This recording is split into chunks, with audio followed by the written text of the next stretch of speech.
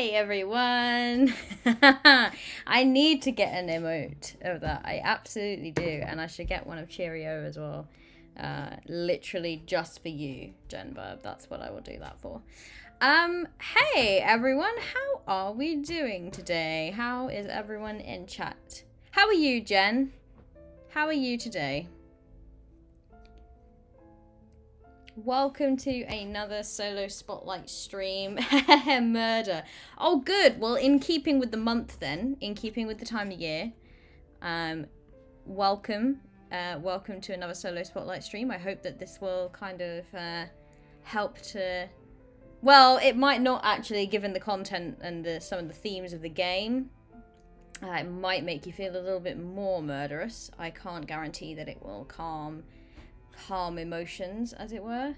But hello, I am Kat. I am otherwise known as the Law Mistress on some areas of the internet. I am playing today a solo game, as I often do for these solo spotlight streams, hence why they are called solo spotlight streams.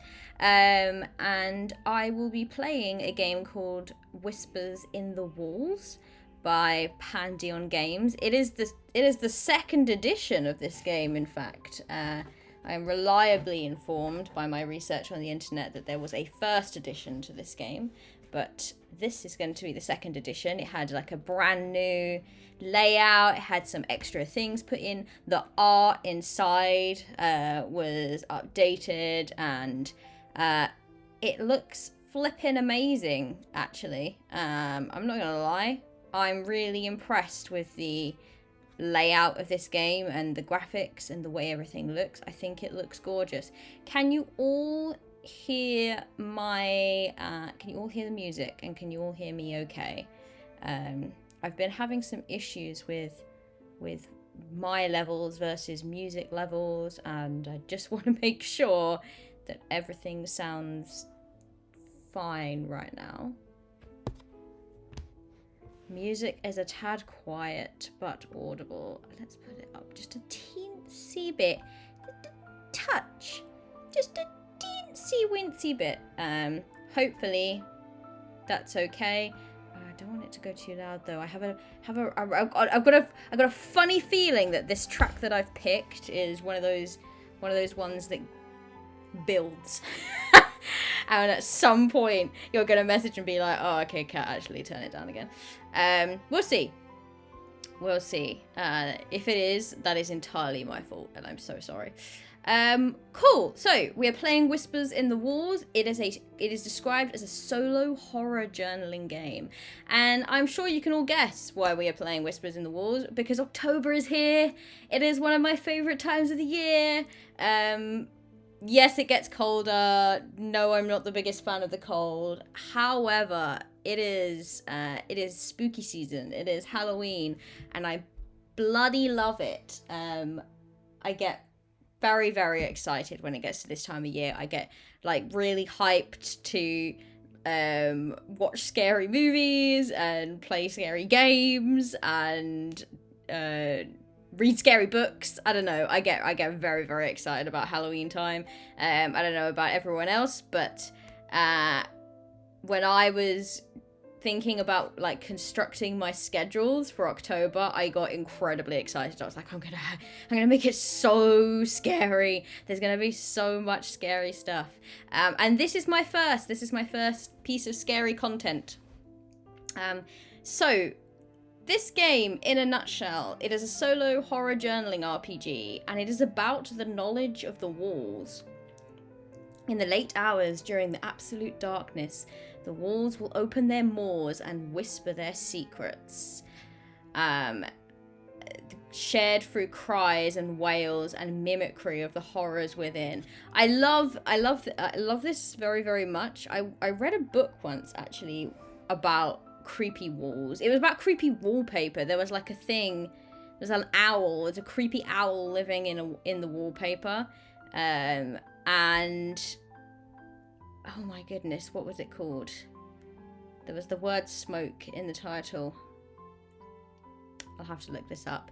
It was really, really creepy, and I want to kind of relive some of that. So that's what we're going to go with here. Jen Burb, I did see what you just wrote in chat, and frankly, I'm appalled. I should ban you. I should ban you for that kind of talk. In terms of safety, because it is a horror game, I'm going to be very on top of safety. So it has gruesome depictions, there is some body horror, there might be some infestation or scenes of abuse. I read through a few of the prompts. I've not gone overboard in spoiling anything for myself, but I've read through a few of the prompts. Some of them are quite heavy. Some of them are, there was definitely one that involved like a depiction of some kind of animal cruelty or horrific animal death. So if that doesn't sound like your jam, then you should probably not watch this stream, because I am at least going to end up reading the prompt out, even if I change it up to kind of suit me and my own lines. I'm probably going to end up reading it out, so just be aware of that. If it becomes overwhelming, feel free to take a break. If you can't watch this stream, then thank you so much for being here. I very much appreciate your support. Your safety is the most important thing, though. The actual what you need to play this game, very relaxed in terms of things needed. You literally, I believe, just need a deck of cards. It says turn the lights low, light a candle, turn on some dark music. So I've got some music on that you should all be able to hear. I've not lit a candle, unfortunately. That's unfortunate. I should have lit a candle. But I have turned the lights down. Should I turn them down a bit further? Let's see if I can turn them down a bit further. Can you still see me okay? Ooh. it's actually quite bright.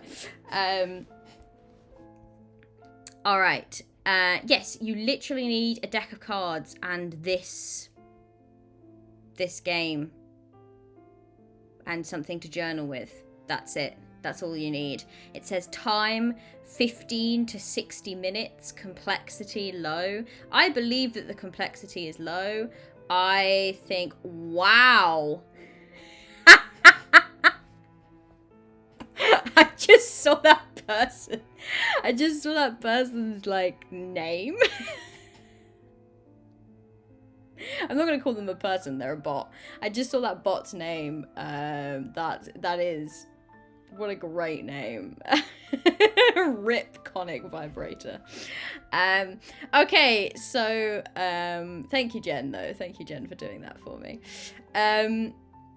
It says, yeah, complexity low, time 15 to 60 minutes. Now, I believe that the complexity of this game is low. I don't know that I believe that it will only take me 15 to 60 minutes to play, because I know how much I like get into the writing and then all of a sudden it's been 3 hours. But let's have a quick look at what they kind of give. They give a little introduction. If the walls could talk, they always said, but you know better. In the late hours, during the absolute darkness, the walls will open their maws and whisper their secrets, shared through cries and wails and mimicry of the horrors within. We have heard that a little bit. You're a private investigator with the unique talent of teasing out their mysteries and piecing together their meanings. This is a solo journaling RPG about the knowledge of the walls. You play it by yourself in the dark. Oh, well, I'm not quite in the dark. And I'm literally not by myself because I'm streaming. But you can play it by yourself in the dark. Throughout the game, you'll draw cards from your constructed Whispers deck to learn what the walls, ceilings, and floors are telling or showing you. Keep notes on what you think it all means and ultimately conclude the truth. Interesting. Very, very interesting. So, let's have a little look at how we play this game. Open a deck of cards, remove the jokers and spades into their own deck. So I have actually already done that. And it says for normal difficulty, use both jokers, or for an easy difficulty, remove one joker. So what I am actually going to remove a joker, I think. Hello, Kawaii Tornado. How are you doing? I see you're going to be lurking and listening. I really appreciate you being here. I really appreciate you doing that. It is lovely to see you. Yeah, I hope that you can lurk and listen to this stream well. Cool. So I'm going to remove a joker.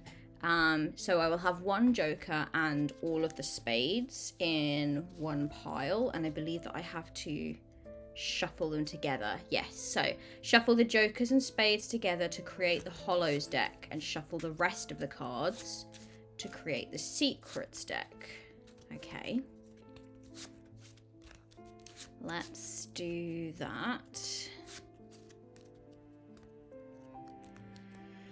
Okay. Then, let's shuffle the rest of the cards together. So I've got a hollows deck and a secrets deck.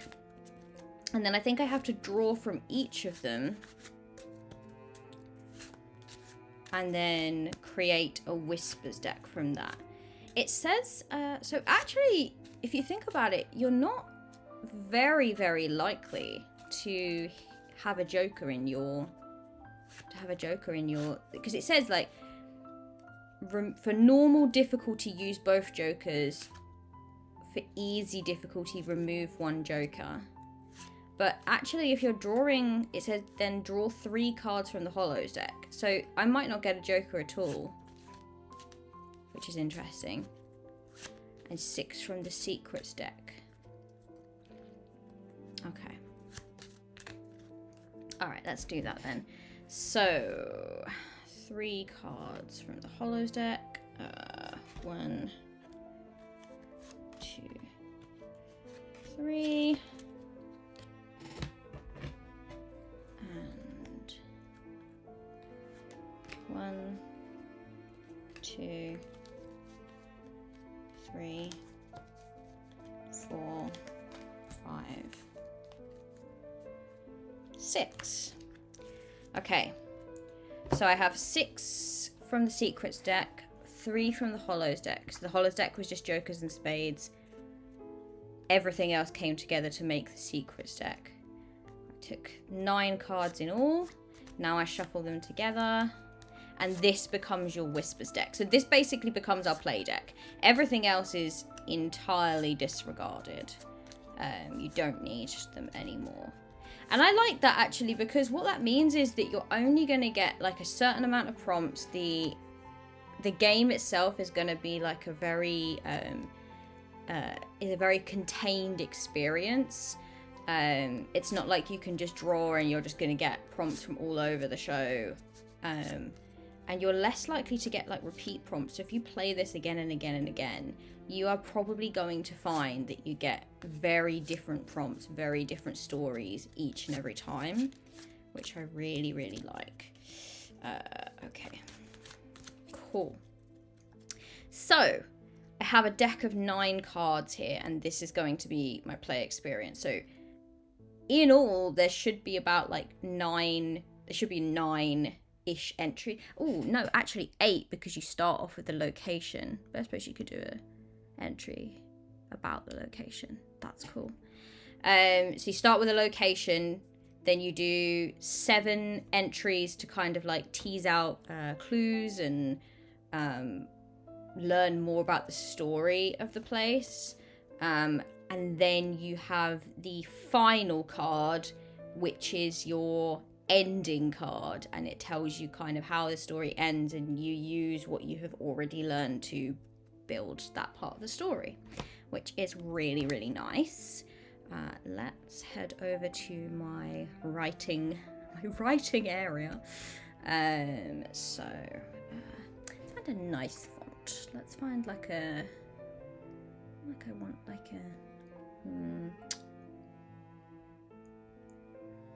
let's go for like a handwriting-y font, I guess.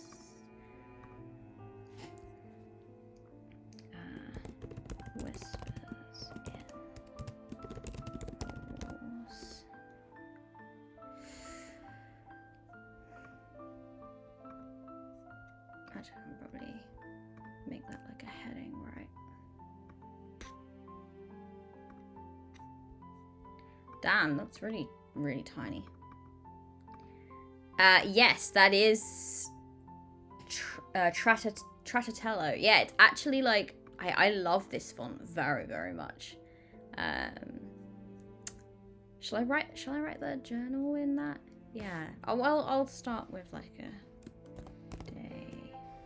Yeah, let's write the whole thing in this. Why not? Why not? It's quite a decipherable handwriting font, which I quite like. Oh, yeah. Especially when you write in caps. Look at that. Look at me getting excited about fonts. Oh, boy. Actually, well, let's just go entry. Well, let's figure out what we're going to call it based on what we draw as our location card. So this is very easy now. So I've set up my like journaling document, as it were. So the next part of the game, it does say that you basically create these 9 cards. You can draw additional cards from the secrets deck if you want a longer game.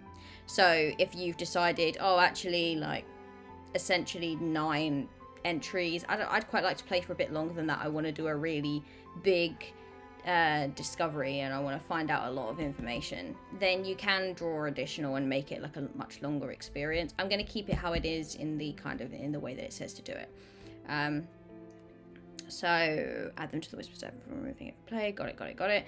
Okay, finally, draw the first card from the whispers deck you just created, face up. Compare its value to the locations table to discover what this session's location is. Opening description and questions. This is the bit I'm very excited about. So I'm gonna turn over my first card, and it is the 4 of clubs. You're doing the location. The suit doesn't actually matter. My faith thing is taking an hour to find just the right font on Canva. Yes, that is such a mood. Oh my goodness. And I'm glad that people here can relate to my love of fonts. Actually, I sit when I'm creating graphics for things, I sit and like really like look at the soup doesn't matter. The suit doesn't matter. The suit of the card. No, I love looking at fonts, and I love sitting there, and I like, even when I think I found the right font, I'm like, make a note of that and then just keep looking just in case there's a better one. Yeah, it's actually it's one of my favorite things that I love to do. So I'm so good. I'm so glad I'm not the only one, because I really sit there and think sometimes, and I'm like, am I reading too much into this? Like, I bet other people just go, that one, no. Oh yeah, I'll do that one, and they just go through it, and I'm just sitting there like for like 2 hours checking all the fonts. Cool. So 4 of clubs. The 4 of clubs, let's see what that relates to in terms of okay, so we're already definitely gonna have some peeling wallpaper. Our place, and I will, can I copy this over nicely? Hopefully, let's see. Kind of. Kind of. Let's go. I'll read it out in just one moment. I just want to make sure I get it all looking good. All right.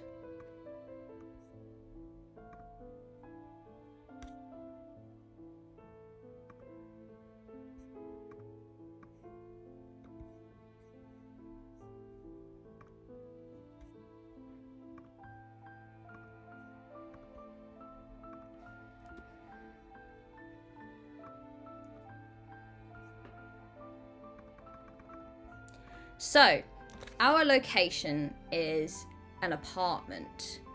I'm going to make this just a little bit bigger so that we can read it okay. The apartment hasn't been occupied for some time. Its yellowing wallpaper is peeling, all surfaces covered in a thick layer of dust and grime. The vent hood glistens with old grease. A broken sliding glass door has been tarped over, but a slight breeze still flutters the edges. What floor is the apartment on? The final tenant had a vice that's easily discerned. What was it? Describe the smell. That's a really, really nice first prompt. I really like that. And I'm glad that it's an apartment, because it means you can have lots of different rooms that you can kind of explore. Or not like lots, it's still kind of limiting. But it's enough that you can be like, oh, what's going on in the bedroom or the kitchen or whatever it is. So let's have a little look at some of this stuff then.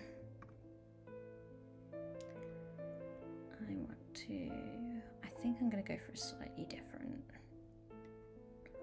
font. Not me looking at fonts again, everyone.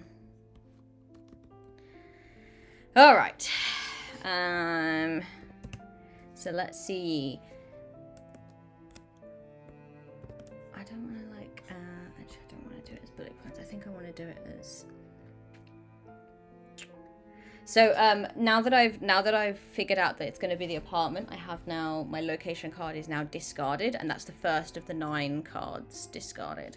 So you kind of go through each one, and then when you get to the final card, that is your ending card. So the apartment hasn't been occupied for some time. What floor is the apartment on? I feel like this apartment is. I don't think it's on the ground floor. I think it's a little higher up.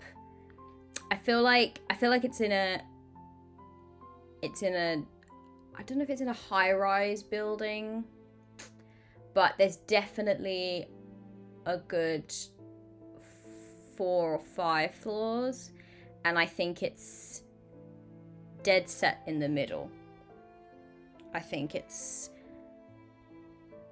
I'm trying to figure out maybe if it's the whole building is abandoned, or it's very run down at least. So maybe a couple of the apartments are abandoned, and then the others, they kind of have some people living there that are kind of very, I feel it's a very hopeless, desolate place. It might be about to be that everyone's evicted and they get rid of the place, actually, because it's falling apart, I think. The apartment building itself is kind of half falling apart. What floor is the apartment on? So let's say that it is on the 3rd floor.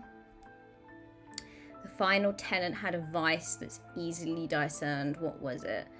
Describe the smell. I think heavy smoker. That's what I'm going for with this one. I think that the what's left with the furniture is covered in like cigarette stains. There's like little ash bowls around the place, or ashtrays, I should say. I think the smell is quite obvious. It's probably very musty and smells of dirt, but there's a heavy smell of smoke with just like that slight whiff of, and I'm thinking slightly of like I have a relative who smokes quite heavily, and their house always smells quite incensey because they try to cover the smoky smell when people come round, and that's where I'm going with that. So yeah, I think which other vice would leave like clear tracks? I mean, you could have a few different things. You could say that they like drunk heavily, and there might be some like alcohol stains everywhere. It might smell a little boozy. You could say that they were a horny fucker, and that would have its own tracks that you might need a black light for. You could say all sorts. I think you could say all sorts. I want to go for something a bit simple though. I think I'm gonna go with a heavy smoker. The final tenant was. Probably got stressed out a lot. Yikes. Yeah, I mean, I'm definitely not going down that road. But other people might, you know. Yeah. Yikes on bikes. Have a sip of my tea.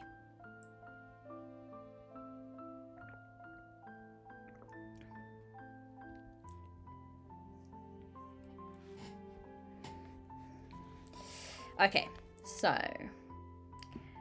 oh no, why am I bolded? No one wants that.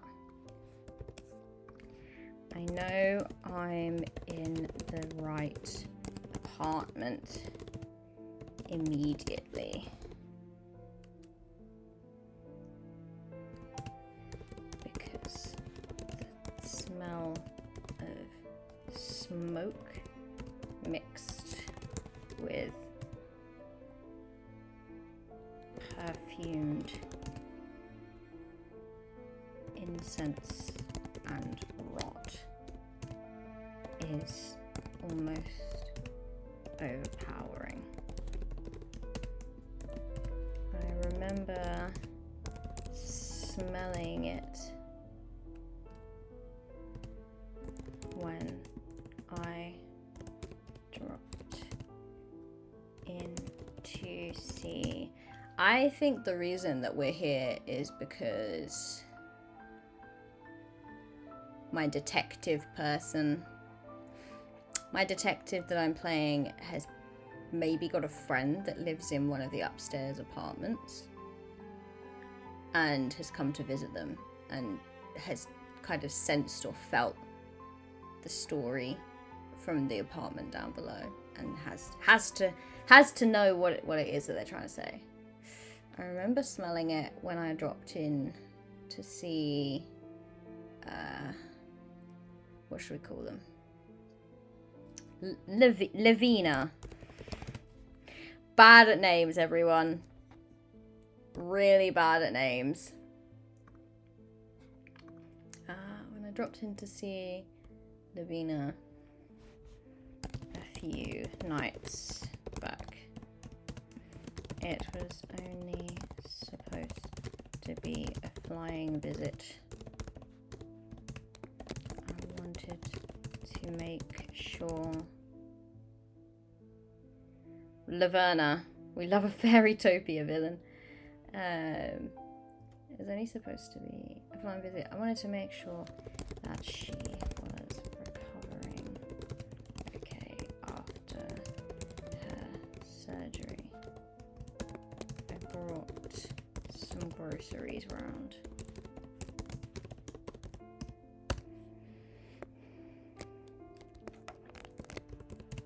She yammered on as she usually does when company graces her home, which is rarely. But I couldn't concentrate on much of what she was saying. Whispers nagged at me through the floor. The smell of smoke and rot and incense.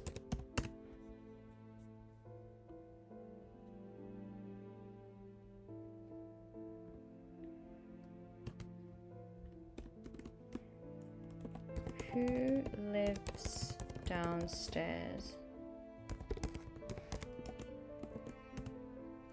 I asked, interrupting her.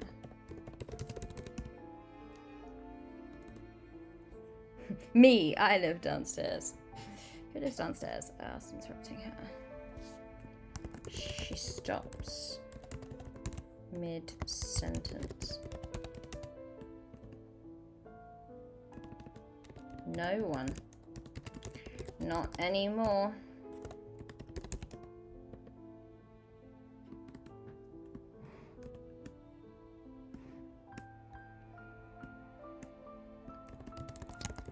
Smell smoke.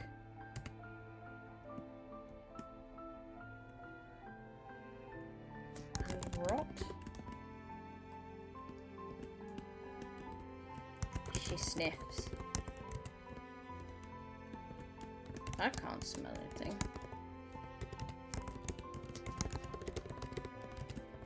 I'd be on to the landlord if I could.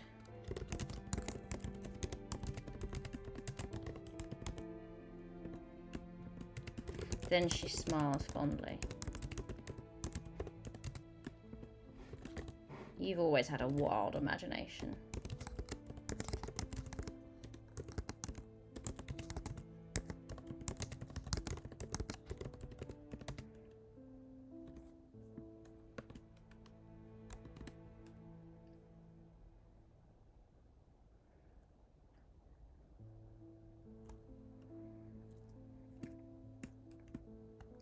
She continued to tell me her hospital woes.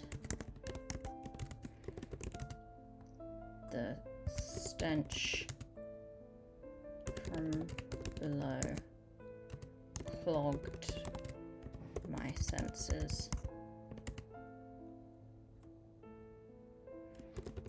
There's a story on the 3rd floor. An unresolved one. I must resolve it.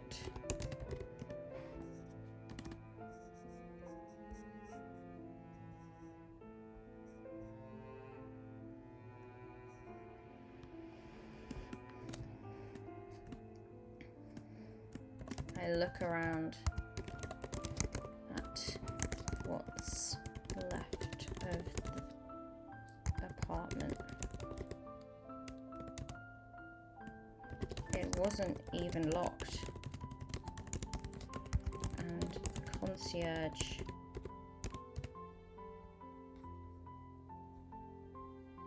didn't bother me as I walked into the stairwell and headed to the 3rd floor.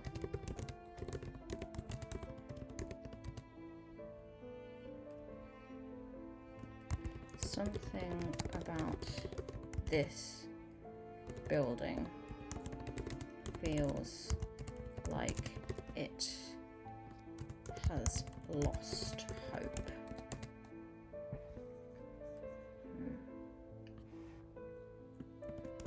Ravina tells me it will be demolished within the year.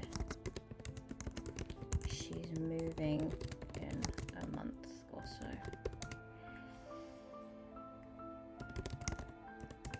Ooh, Raiders! Hello, D8 Dungeon. How are you doing? Hey everyone. Hello. Welcome, Raiders. Thank you for dropping by. It's nice to see you all. What have you been doing? What have you been playing over at D8 Dungeon? Tell me. Oh, someone else has snuck in. Jen, you are an absolute angel.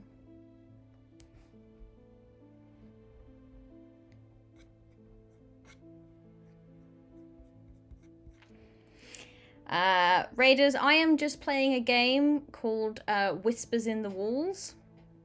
It is by Pandion Games. I'm playing a solo game. So I'm just kind of doing some solo journaling and some chilling out. It's horror. You play as a detective who can hear whispers and the stories that the walls and floors and ceilings have to tell them. And so far I have drawn a location, which is an apartment. So we are exploring this rather smoky smelling apartment at the moment and figuring out where we are. But that's what I've been doing. How about you? How are you doing?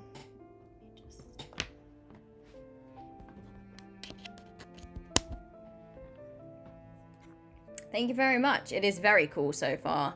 We're getting into the October mood. All right, where am I? I look around at what's left of the apartment. It wasn't even locked, and the concierge didn't bother me as I walked into the stairwell and headed to the 3rd floor. Something about this building feels like it has lost hope. Lavina tells me it will be demolished within the year. She's moving in a month or so. All right.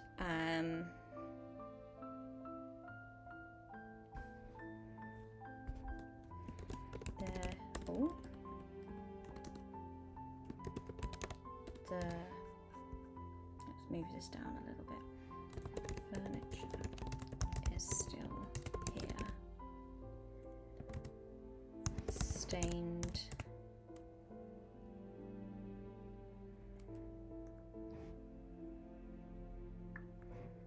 And coated lightly in dust and ash. There are trays with small cigarette stubs in them.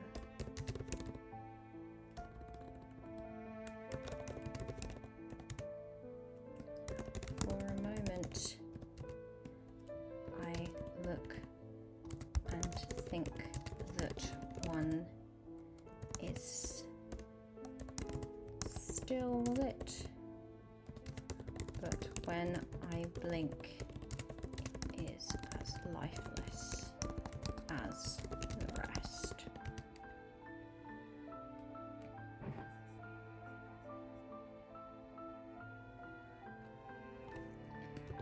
Breathing in here is difficult, and not just because of the smell. The apartment is cramped. There is too much in this room.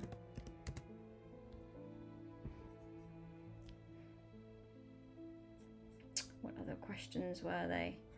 There we go. It's on the 3rd floor. The final tenant had a vice that's easily discerned. They're a heavy smoker. What was it? Describe the smell. I think we've basically got it. The apartment is cramped. There is too much in this room.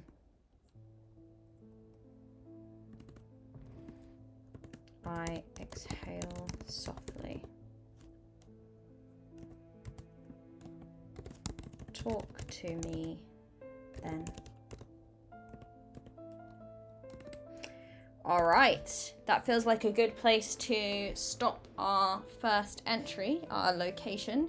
I think we've built a good idea of where we are, and we can head on over and draw our next card. So let's see what we get. We have, ooh, it is a hollow card. We have the 9 of spades. The 9 of spades. So let's see what that gets us over.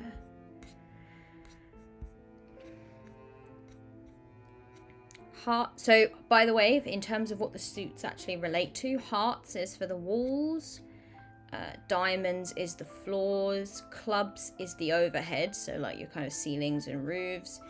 And spades is the hollows. The hollows call. They collect and hold the lost, forgotten terror and horrors are tucked away in the between spaces like forgotten toys under the couch. Never truly gone. And I got the 9 of spades. So let's see. Ooh, okay. Interesting. So the prompt reads as follows. The floor opens, wide and spacious. The rush of air flows past your entire body, and your stomach yawns into freefall. The whole of the world is below you, and it quickly approaches.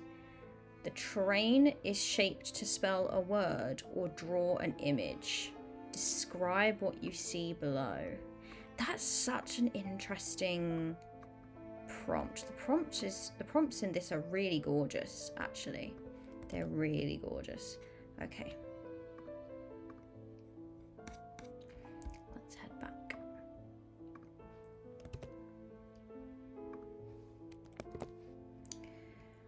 I'm going to pop these prompts here so that we can refer to them.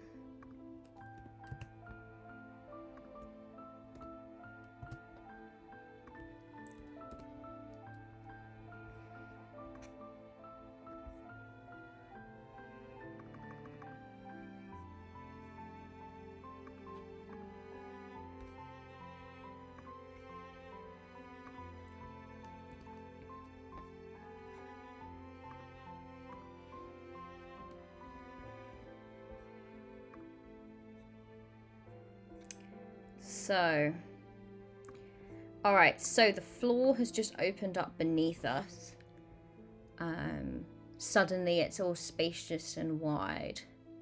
The rush of air flows past your entire body and your stomach yawns into freefall. The whole of the world is below you and it quickly approaches. The terrain is shaped to spell a word or draw an image. What you see below. Describe what you see below. Let's have a little think.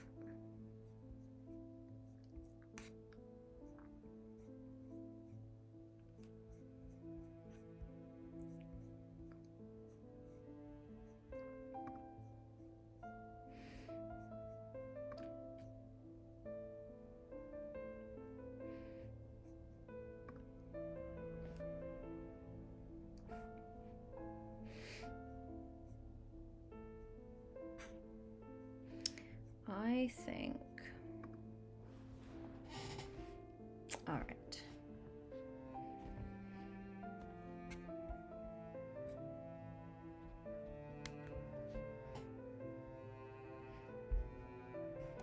Sometimes when the walls and the floors and the ceilings talk to me, they do so slowly, and this apartment is so stagnant. I had presumed it would be the same here. What? I need a little bit bigger than that. 14.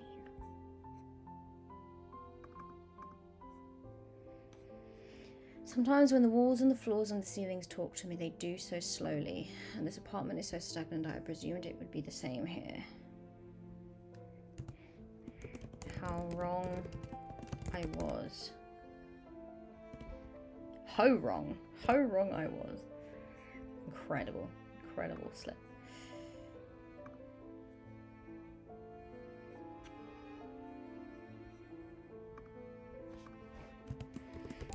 Floorboards creaked, though no one stood upon them.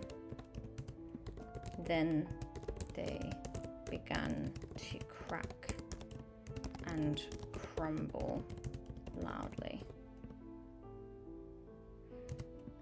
Each shifting underfoot like they were shaking themselves awake to greet me.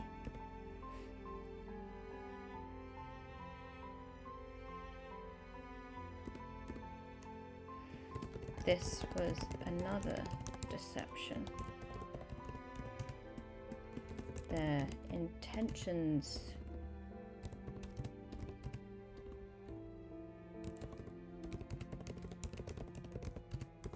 felt friendly and curious at first, but this quickly turned into distress.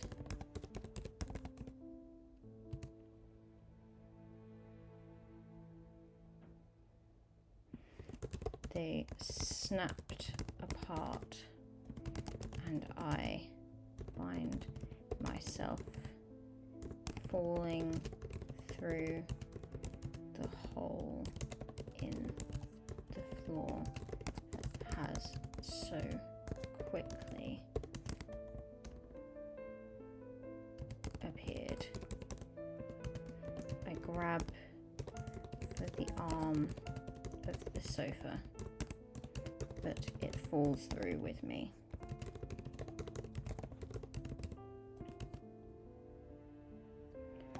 Crumbling into dust beneath my fingertips.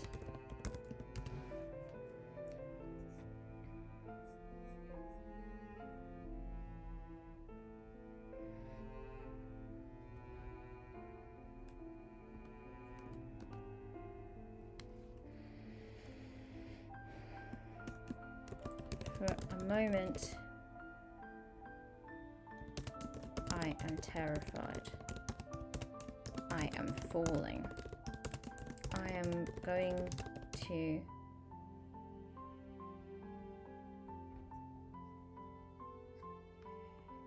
die, aren't I? I'll hit something and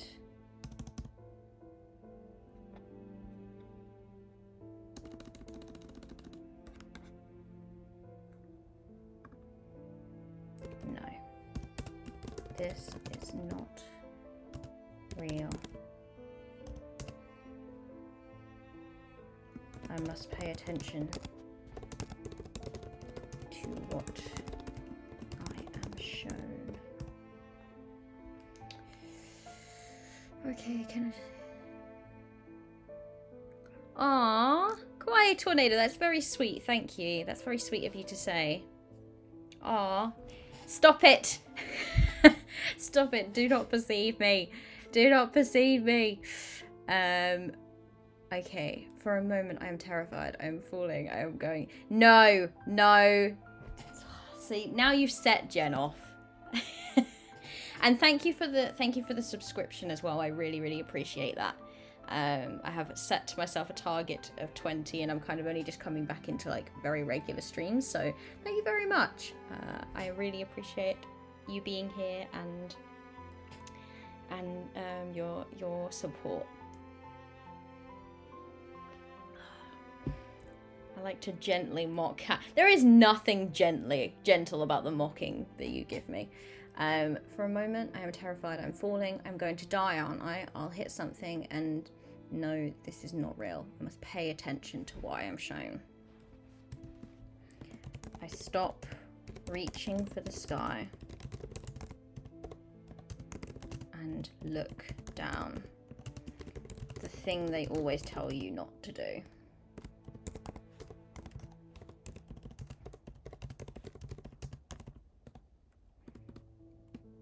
I see trees, a large forest spread out before me.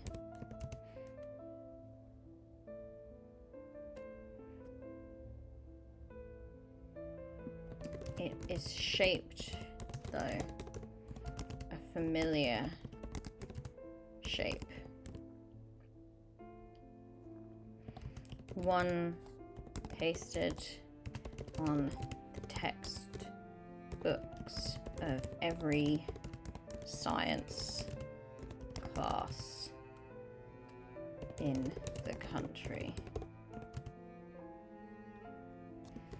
The woods below me form lungs, and I can see the leaves budding and blooming through spring and summer before falling and withering into autumn and winter.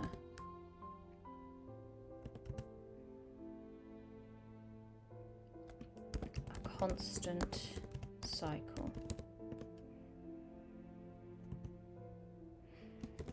Clouds around me whisper. Breathe. Breathe.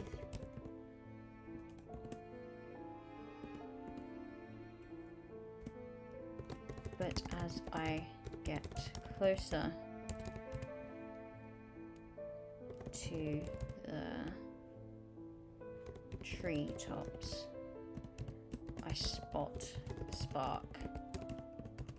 One catches fire, and then another. The wood and foliage below is swept up in flames, and the peaceful flow of breeze around my ears becomes the sound of roaring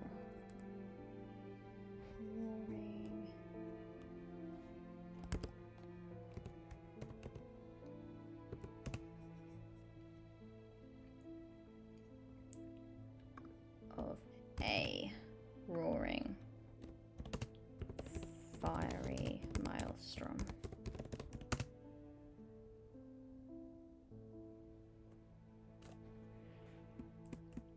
Clouds now mix with smoke, and I begin to cough.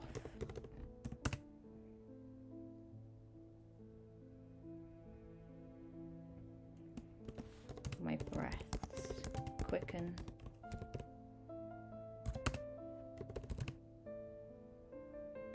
The inferno approaches.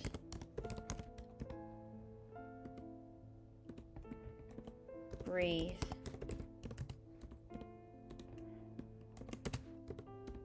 The whispers are more frantic. I cannot. I cannot breathe.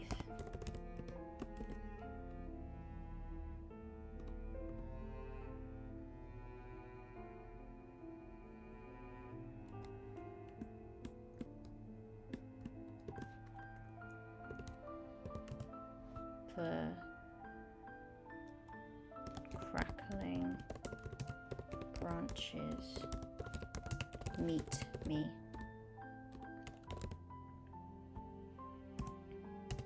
I hit wood, and when I open my eyes, I am on the wooded floor. I can faintly smell varnish, but mostly I inhale dust.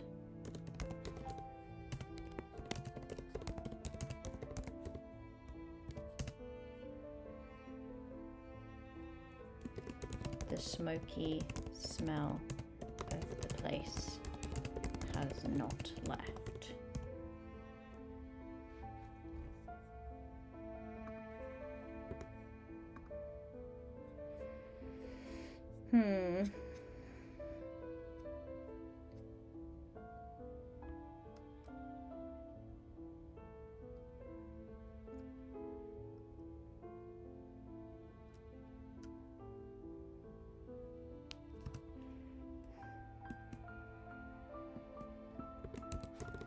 Getting up, I take one of the ashtrays and pick at the cigarette inside, pondering.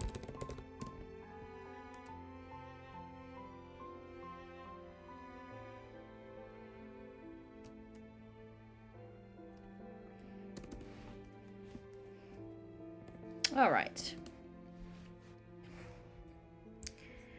See, this is really nice. I think the prompts are really good, and they allow you to create like a very contained but interesting scene that you kind of have to then pull together to form a story, and I'm really enjoying that.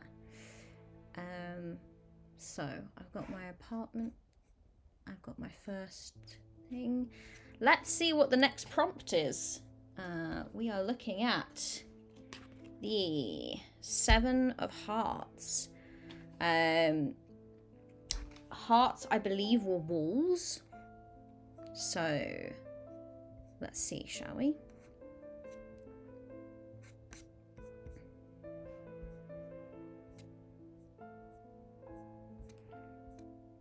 Hearts are indeed walls. And what did I say? 7 of Hearts. Nice. Okay, so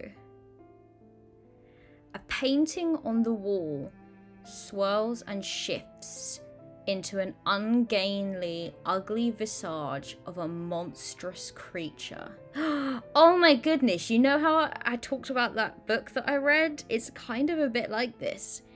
Its head twists like an owl and mottled feathers sprout from an otherwise human head. It speaks in a raspy, papery voice. No savior ever entered these halls. No one ever heeded our calls. Find your solace in another place.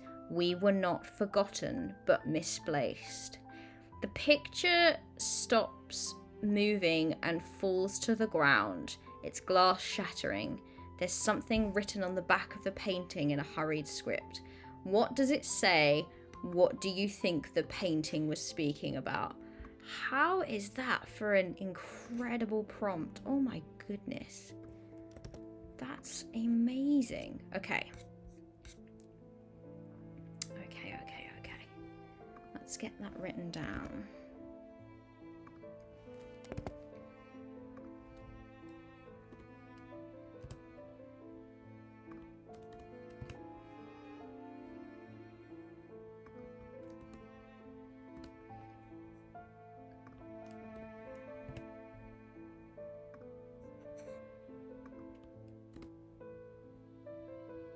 I'm just getting it all written here.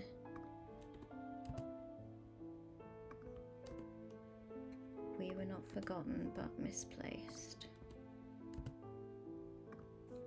This is going to be a really interesting one to tie in.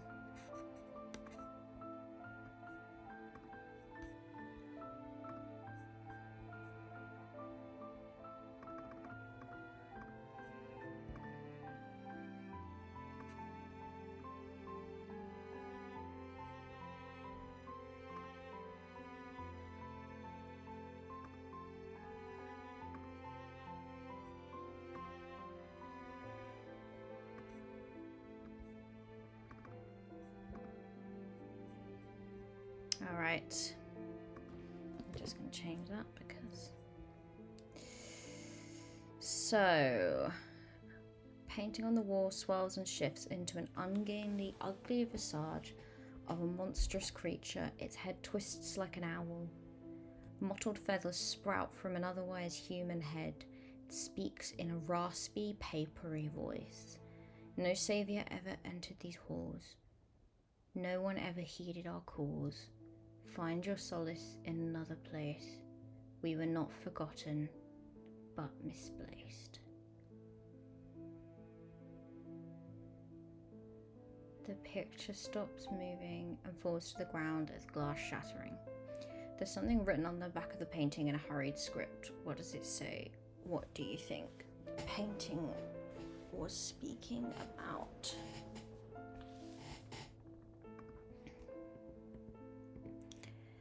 I'm gonna have to think a little bit about this one, I think.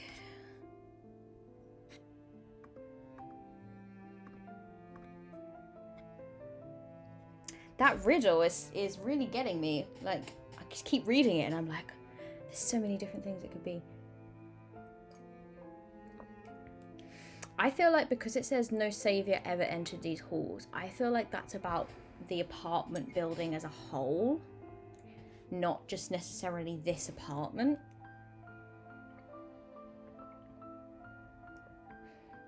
No one ever heeded our calls.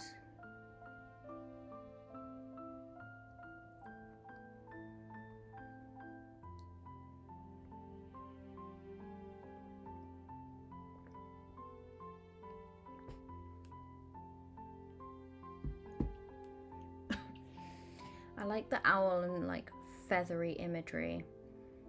It makes me think of flying or an inability to fly. Which kind of lines up nicely with the sort of the falling of the last prompt.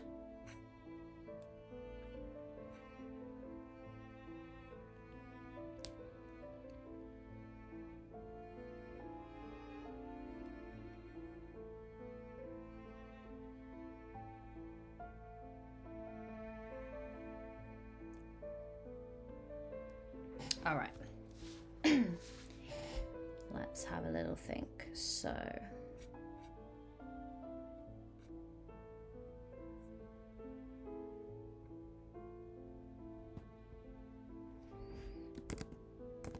as I play with the cigarette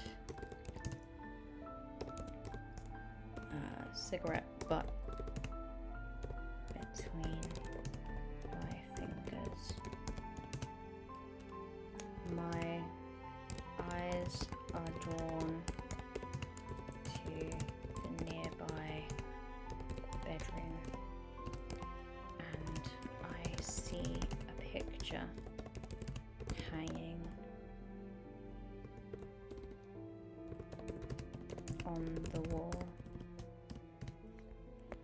Most of what I've seen here so far seems impersonal and detached.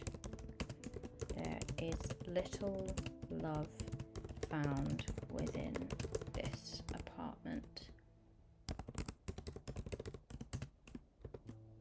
But the picture holds people within, and I get to my feet and walk over to have a closer look.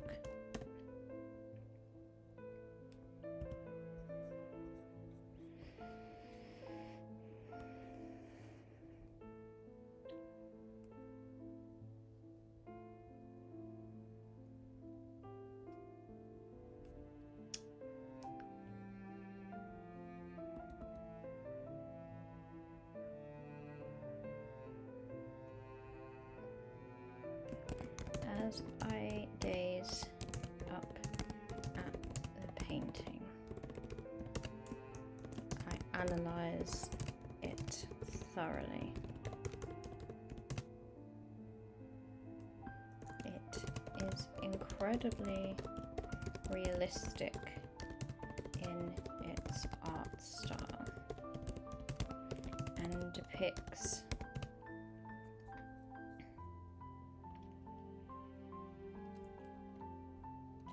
a heart-shaped nest nestled within branches. Inside the nest are figures sleeping.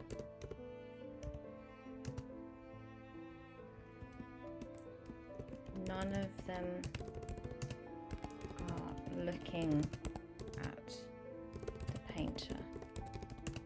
All have their heads buried.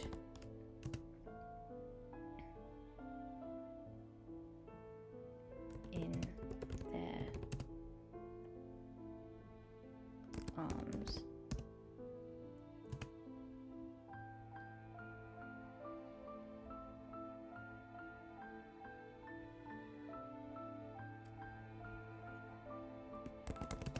As I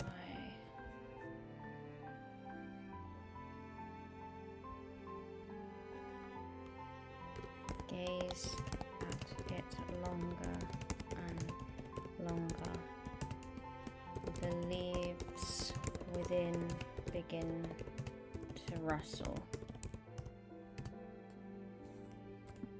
The creatures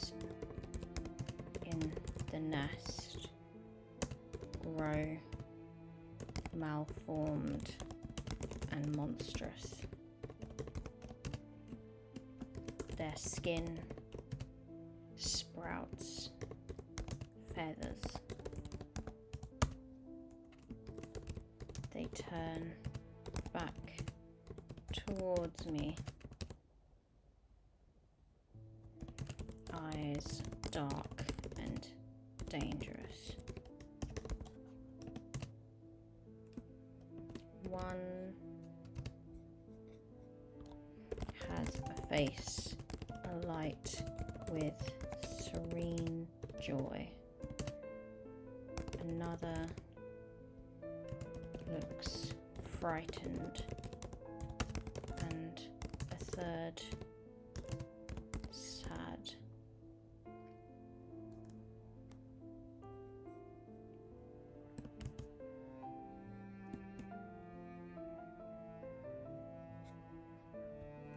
The final.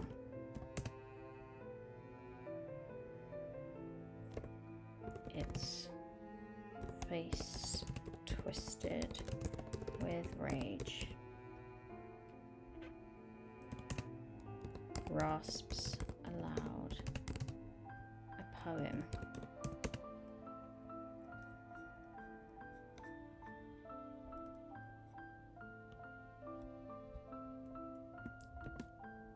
It has a sense of familiarity to it, and yet I don't recognize it at all.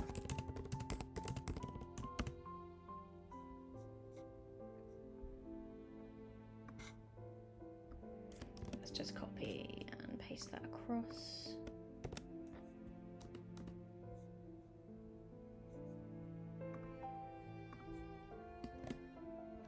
I frown.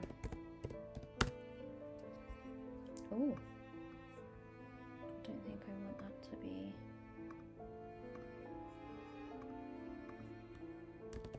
Confused.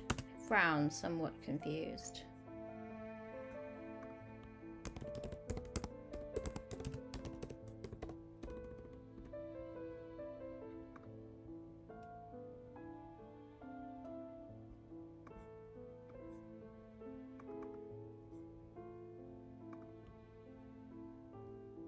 What riddle is this?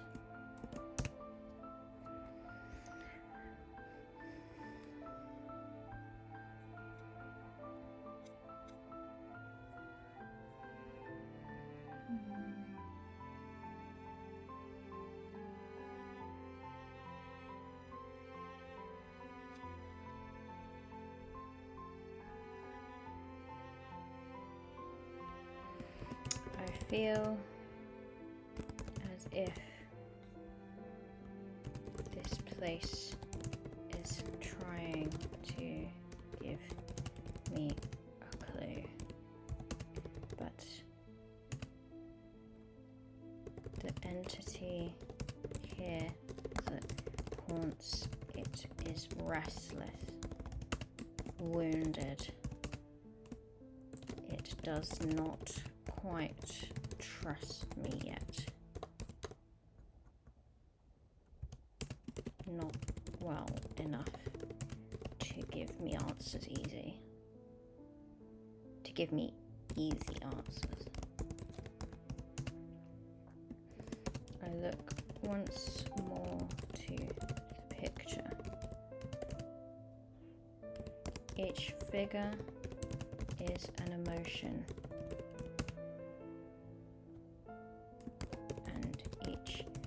Emotion seems exaggerated, corrupted.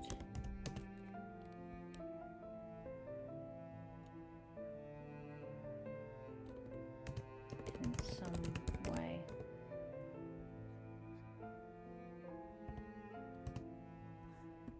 Perhaps the problem does not lie in the person who lives here, but in their environment.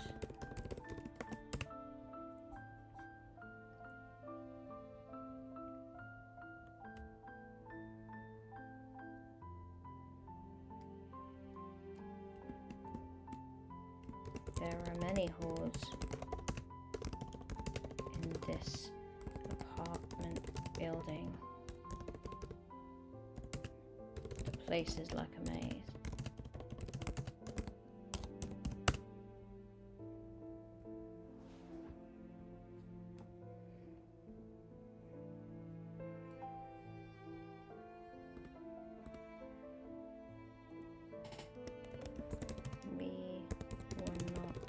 Forgotten, but misplaced.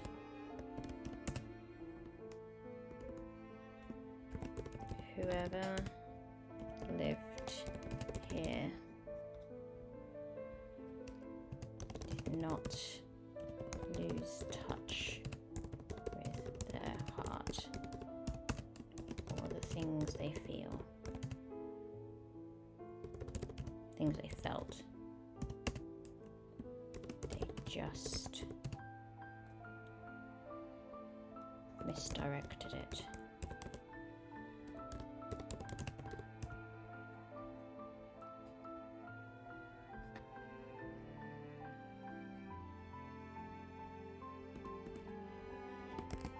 At that thought, the creatures within the painting let out piercing shriek,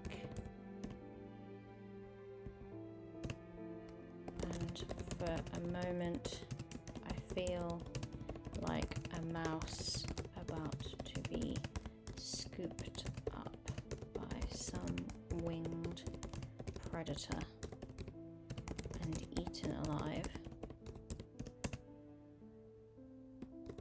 The painting falls to the floor and I jump back, raising my arms as feathers fly out of it and drift around the room.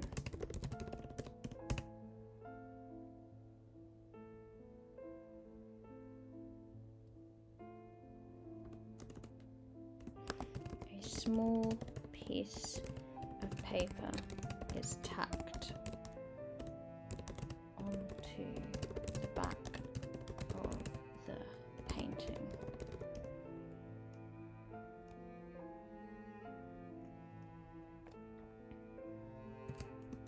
I read what is scribbled upon it.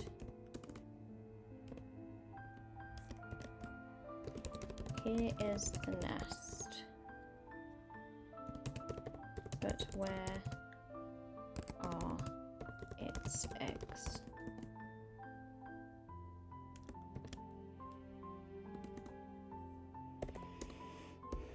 All right, I think that we can leave that one there.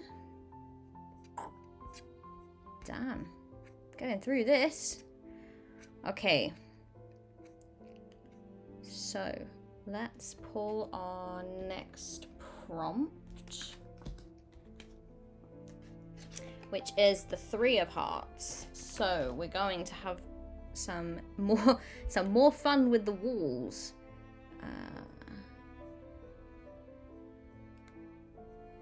Thraughts, exactly. The 3 of Hearts. Hands press against the wall, pushing it outwards like taut fabric. Their details in sharp relief, like well-carved marble. They're reaching, begging, yearning for something in the room. All the wall's hands reach for it. What age were all the hands? What were they pointing to in the room? Look it over. What did you discover that's odd about the object?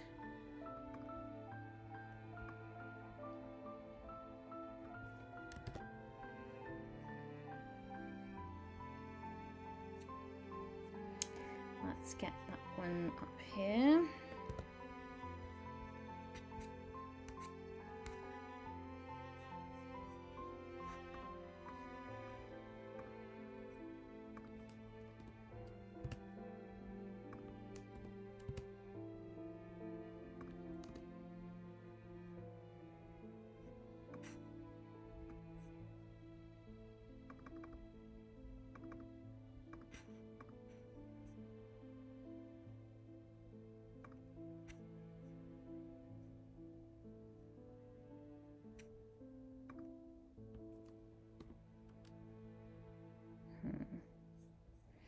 Oh my goodness, I'm getting a lot of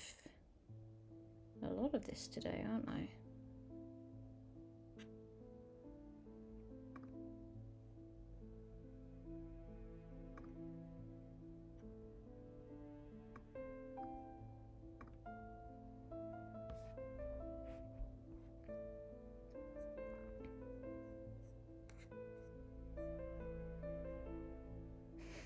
So many cheap viewers on offer to me today. Like nothing I've ever seen before.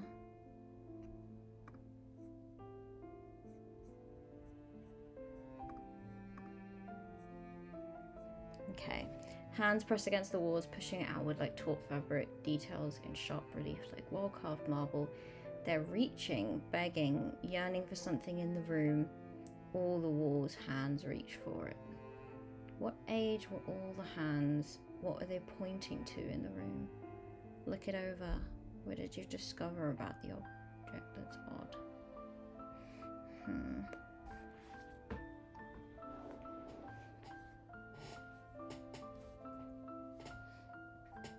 We gotta go for something totally out there.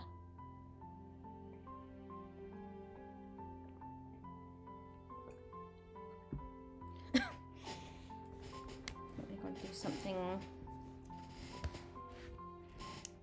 Not even like a red herring, but just something that's not quite fitting in with everything else that's happened so far.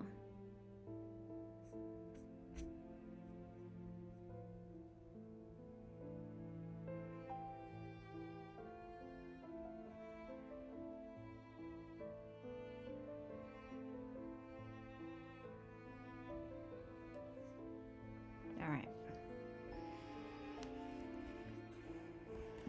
I make my way back into the living room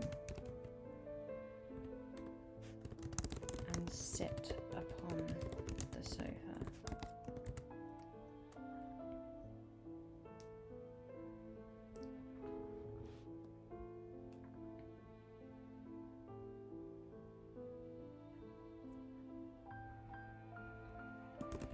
For a moment, the smoky smell dissipates and I can take a breath. It's a good feeling and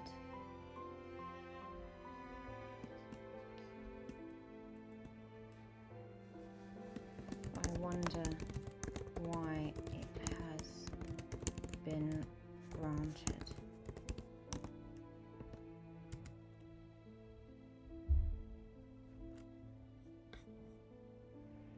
Am I doing something right? I am only resting.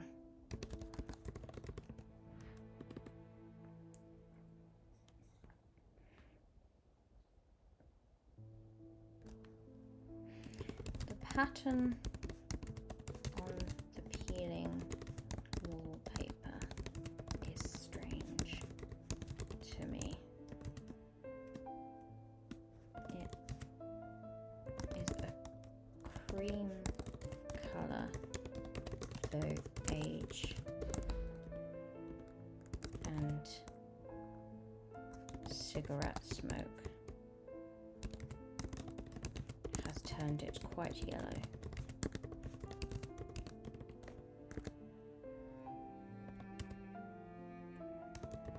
The pattern itself is scrawling and random. There is no consistency as far as I can tell. The chaos of it feels somehow soothing to me.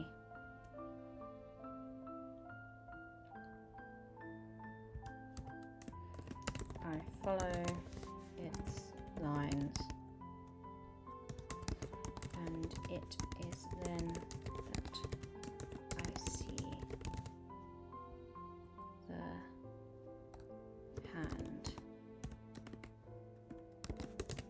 least it looks like a hand. Or maybe more like a talon.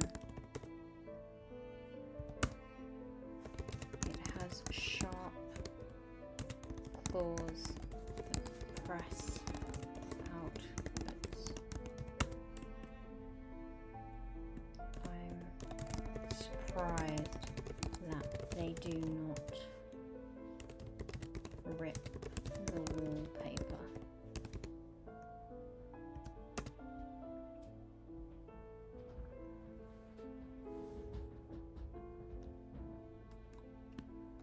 Beyond that, there are few defining features.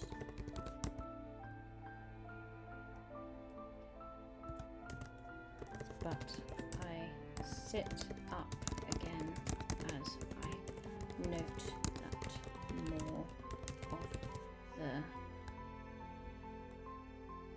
hands with hooked claws appear.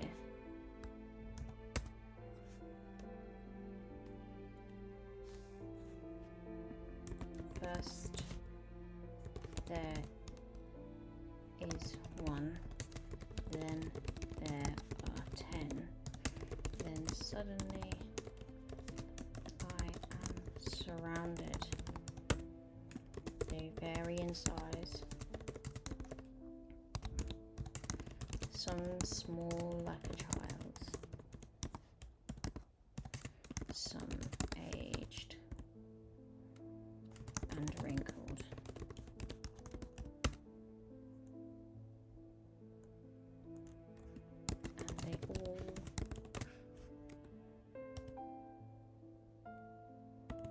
Point.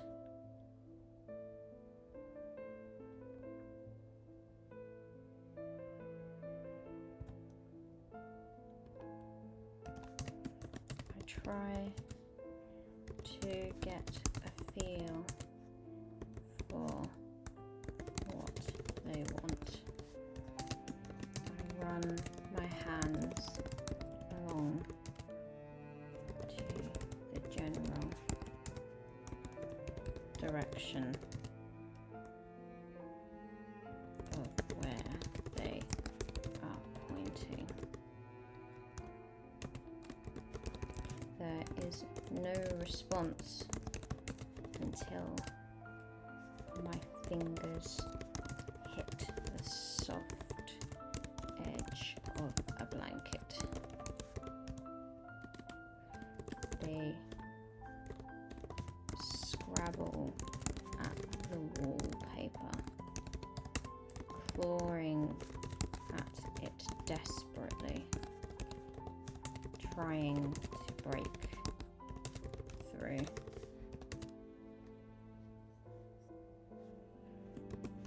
Their sharp talons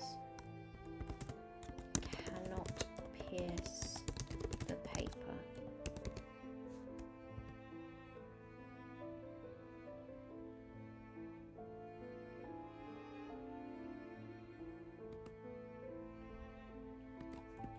I pick up the blanket and study it, ignoring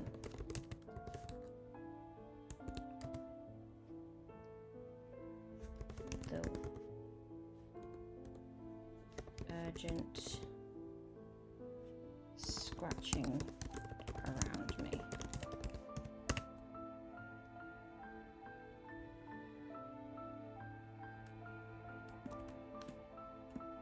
It is a soft blanket.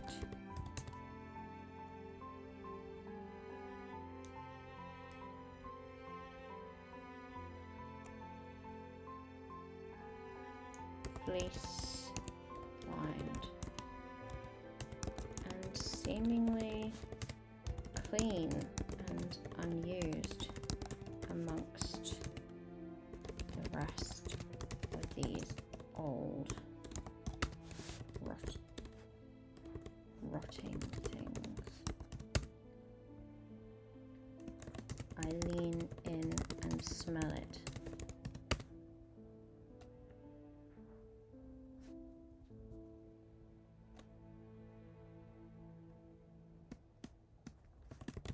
Smells of washing powder and flowers. The smoke is completely gone while it is pressed to my nose. As I unfold it, I notice that holes have been cut into it, then replaced with patches of material, patterns, chaotic, like the patterns in the wallpaper.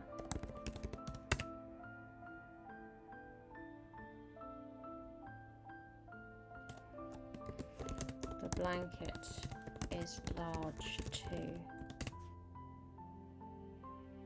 It could easily fit more than one person inside. The scratching around me gets more and more insistent until I wrap the blanket around my shoulders. Then there is the unmistakable sound of a long exhale of relief.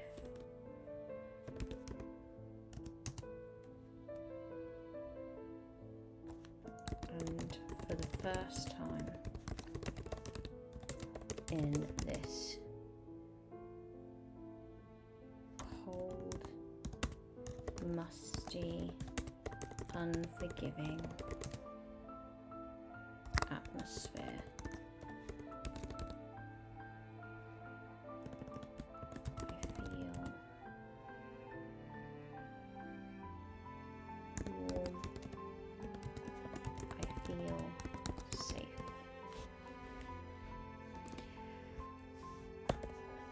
All right. Let's grab our next. I'm gonna pull my next prompt, and then I'm gonna go and grab a drink and have a little snack and a little break from kind of staring at this screen while I have a think about what I'm gonna write. So, next prompt, everyone.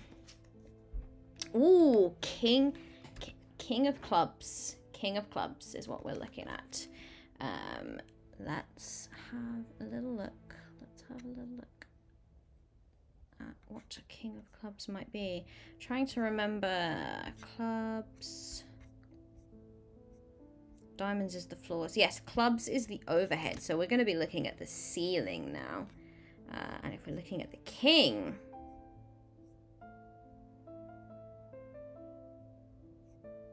ooh, that's a creepy one. Okay, so the ceiling stretches downward, forming a fist. It taps you in the shoulder and waits for you to hold out your own hand. The sounds coming from inside the fist are unsettling. Do you hold out your own hand and accept what's inside? What was held in the fist? It is unexpected. If not, how did the hand react instead? So, I gotta make a choice here. Am I gonna accept what the hand tries to give me?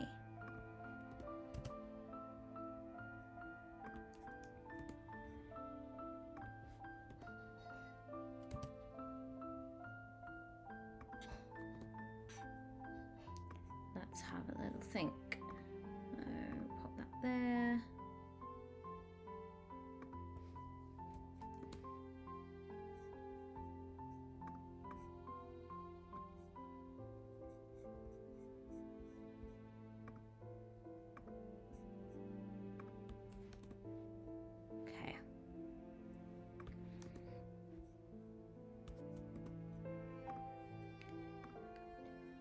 Okay. So, I'll have a little think about that. I'm going to head on to a small break. And I am going to be back soon. Psychic fist bump, yes. Does the King of Clubs wield a club, or is he not a bludgeoning damage kind of dude? Hilarious. My little King of Clubs here is actually a little, it's a little lizard, and it's holding a skull. So I guess you could bludgeon someone with a skull. Probably only once before the bones crack, but you could do it. Cool. I'm gonna have a little think. I'm gonna go on a break, and I will be back soon. Thank you everyone who has joined me so far. Thank you for your input. Thank you for your messages in chat and your encouragement. And hopefully we can get this story finished tonight. So see you very soon, everyone. Cheerio.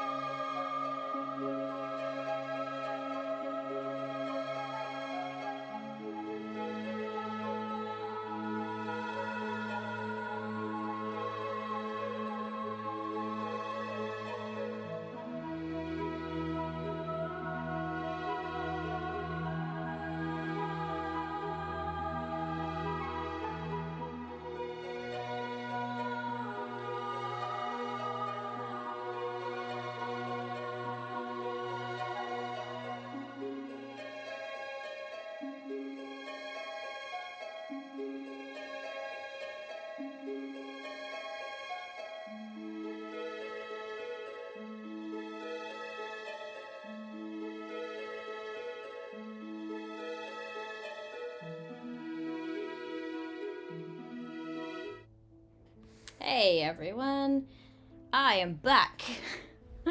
I'm back. Sorry about that. I just had to go and do a couple of bits. How are we all doing? How is everyone feeling? Let's have a little look as to where we were. Yes, so we had just drawn the king of clubs. How many have I got left? Ooh, actually only got 3 or 4 more prompts left. That's cool. Hey everyone, ready to dive back in. That's good. So, oh yes, our psychic fist bump friend. The ceiling stretches downward, forming a fist, taps you on the shoulder. I feel like that's supposed to say on the shoulder. I'm gonna pop it there like that. Taps you on the shoulder. Creepy. And waits for you to hold out your own hand. The sounds coming from inside the fist are unsettling. Do you hold out your own hand and accept what's inside? What was held in the fist? It is unexpected. If not, how did the hand react instead? I think I'm gonna have to, I have to accept what's in this fist. This is the only way that I'm gonna get answers about this place. I've gotta go with what the psychic fist bump hand wants to give me. That's a sentence I never thought I'd say. Okay, so lest we anger the hand. We would not want that, would we? We would, goodness no. All right. So, I think I wake up.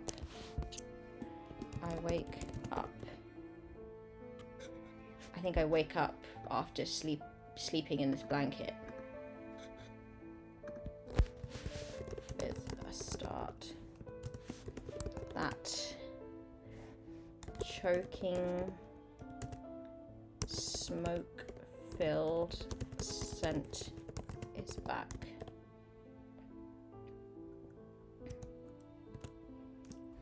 How long was I asleep? The blanket around me no longer feels warm and inviting. The edges look frayed. It is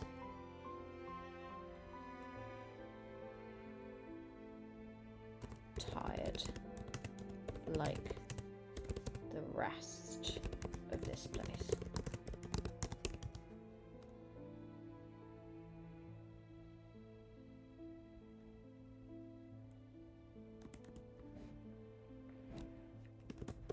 My eyes land upon the ceiling.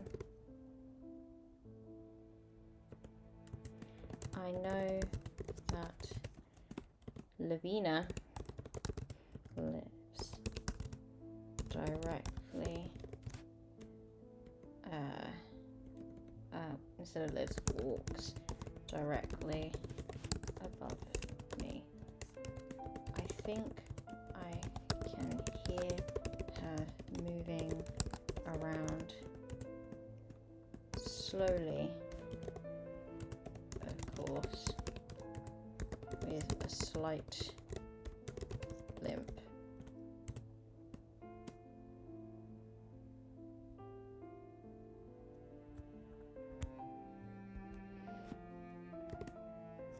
The hip replacement was long overdue.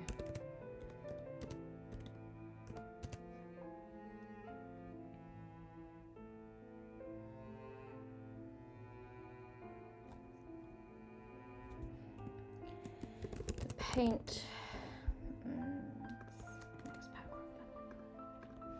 paint on the ceiling is cracked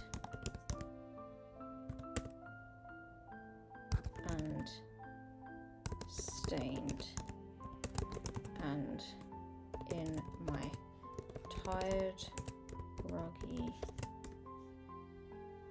state, I watch the colours morph and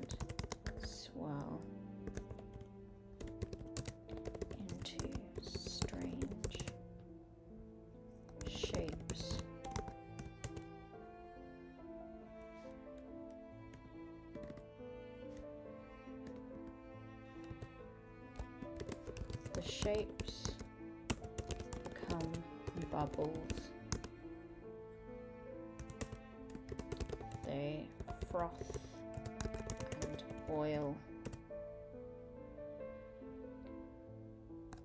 And I feel something wet drip onto my cheek. I wipe it away. Paint. I look back up and the bubbles are forming into a shape. The shape of some kind of hand.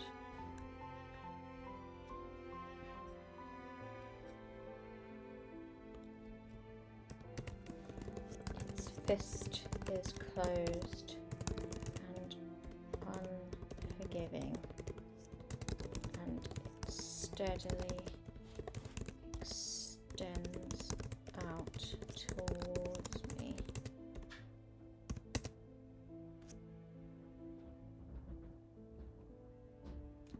Dread fills me.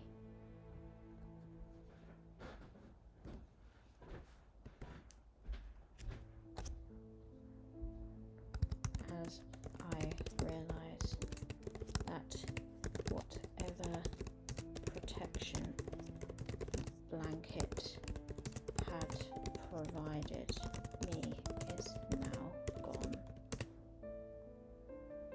I am at the mercy of this strange apartment filled with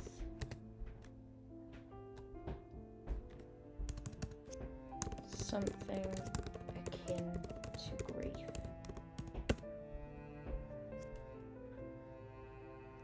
Sometimes grief can be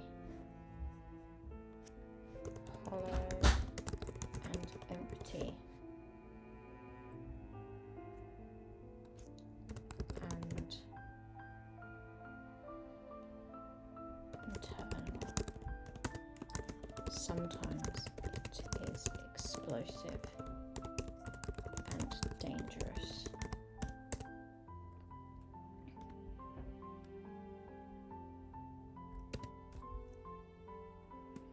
I have done this many times, listened to the walls and ceilings and floors of a place to try and lay them to rest. Every time has been different, and many have been dangerous.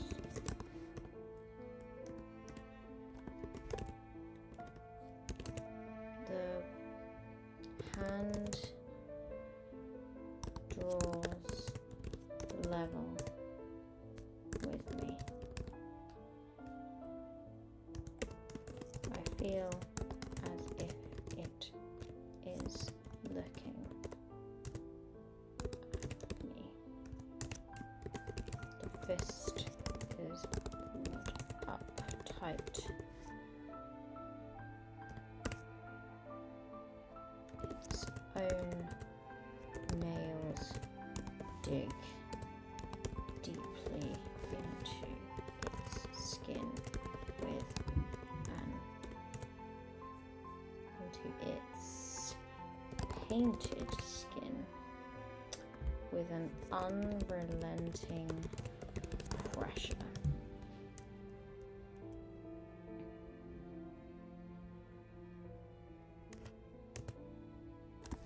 I hear a noise from within its grasp.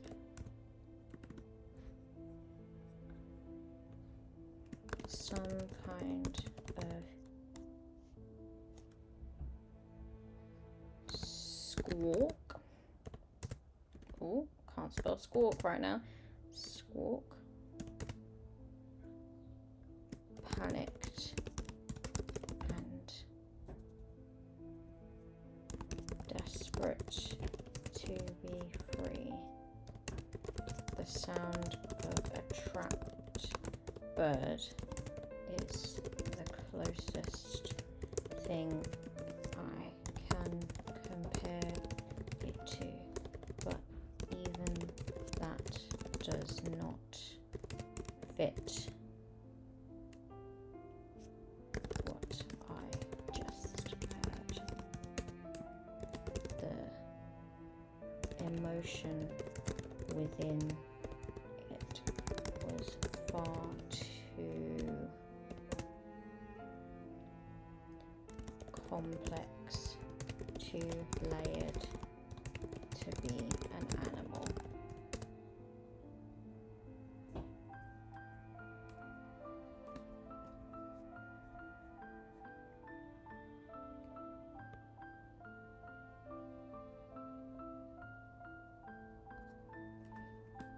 It sounded like language. Breathe. The squawk comes again. Can't breathe.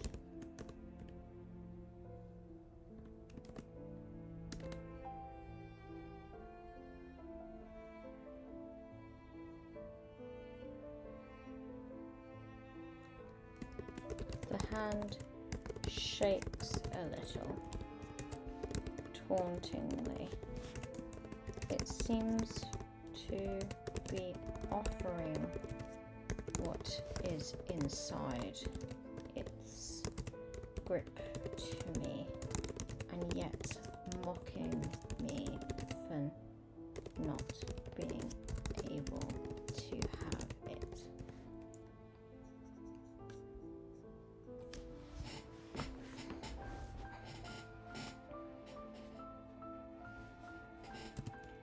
These kinds of choices, when I ever get a choice over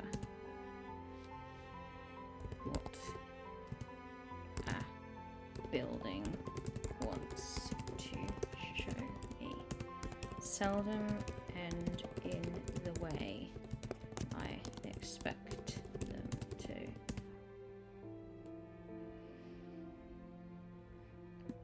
But they always provide answers.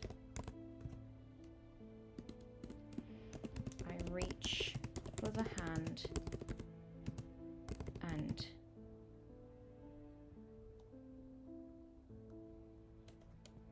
try to open it. It resists, but I am persistent. Prise open the fingers.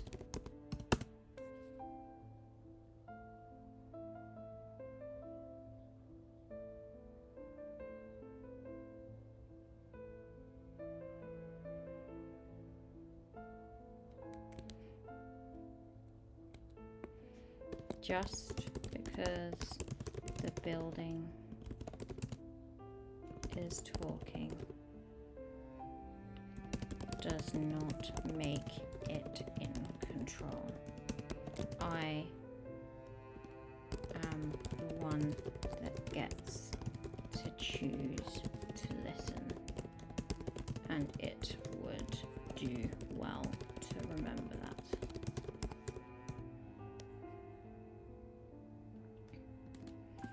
I feel some give in the hand's grip.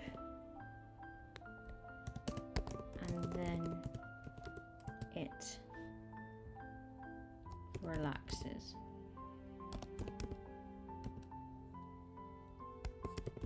And opens its fingers.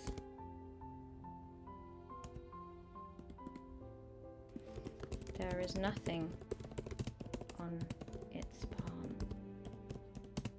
Nothing physical. Anyway. But the squawking turns to a sigh.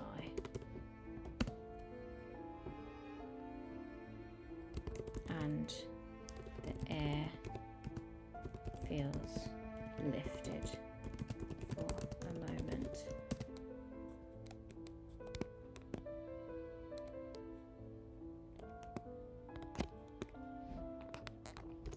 The tension loosens. I and the hand are both relieved.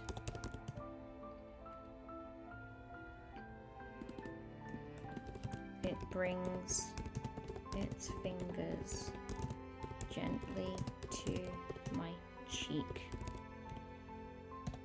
and rubs its thumb along it.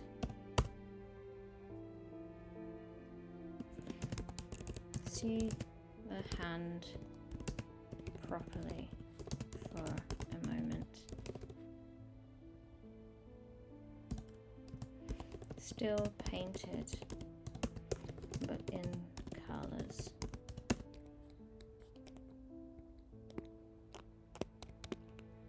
Darker complexion. Dainty nails. Yellow staining along the fingers.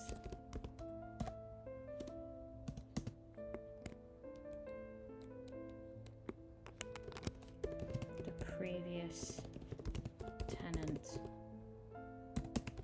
the smoker. She's here. She knows I'm here.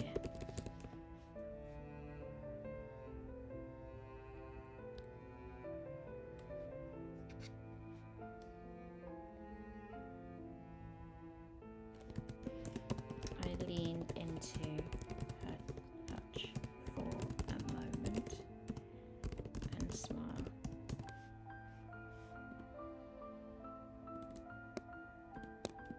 Breathe.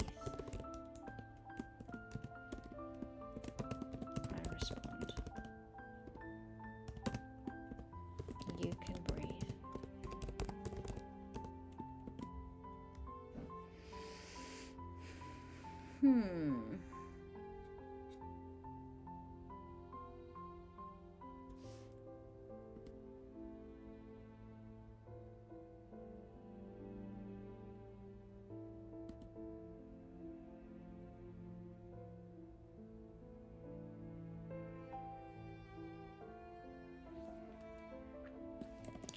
All right.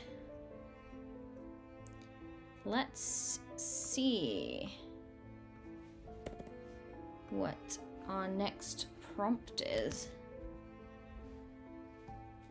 This is getting pretty good. I'm excited about this. We have the 5 of Spades, which is a Hollows card, I believe. So these are a little bit, well, a lot of this is creepy, but the Hollows are like the terrors and the horrors. So let's see what we have here.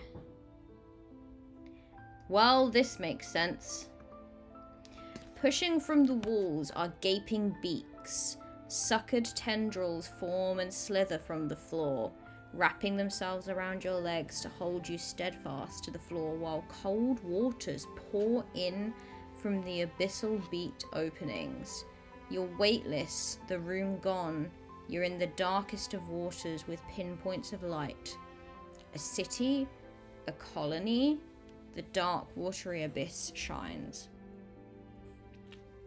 A many-tentacled creature approaches. It presents you presents a long decayed object that fell from the surface years ago. What is it? You can barely make out an inscription. What does it say?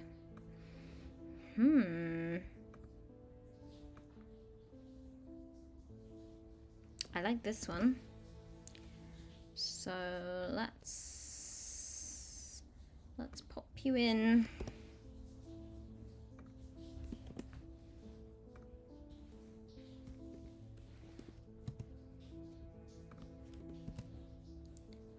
Openings.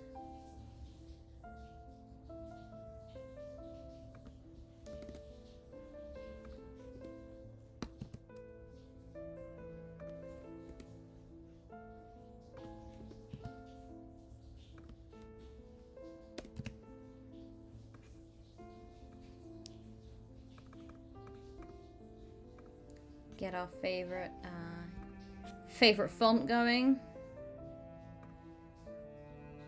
All right.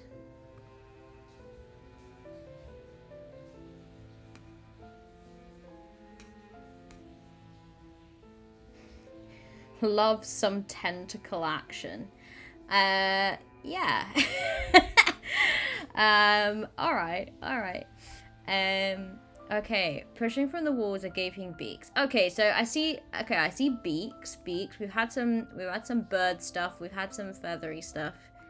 But we have kind of veered off into something slightly more eldritch. Suckered tendrils form and slither from the floor, wrapping themselves around your legs to hold you steadfast, while cold water pours in from the abyssal openings. Your weightless, the room gone. Feathers can be eldritch. I know they can. You're weightless, the room gone. You're in the darkest of waters with pinpoints of light. A city, a colony. Feels like you've kind of gone into a completely different domain here.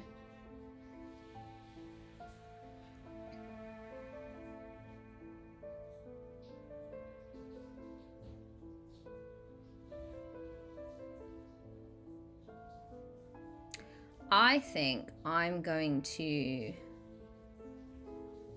head to the bathroom. I'm going to head to the bathroom for this one. The flickers of light, holding you steadfast need not be bad. The pinpoints of light can be flickers of memory past. It absolutely could. I think sometimes as well, like, people have, like, you know, showers, like cold showers, to provide them moments of, like, clarity. Or, like, people... sometimes it's just a thing that kind of refreshes people. It wakes them up, as it were. So, yeah, maybe that's what this kind of represents.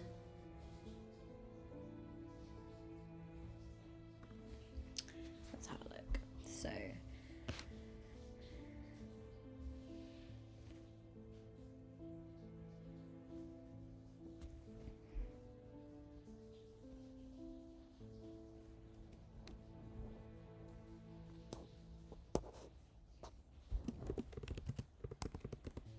the hand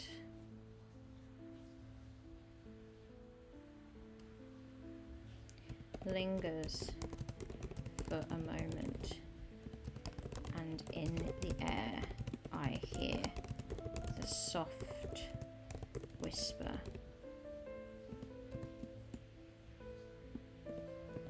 I had a nightmare.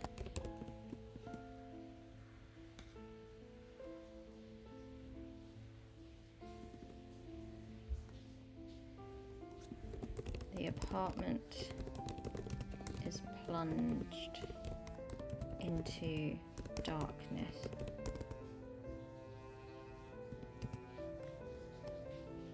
And the only light I see comes from the bathroom door.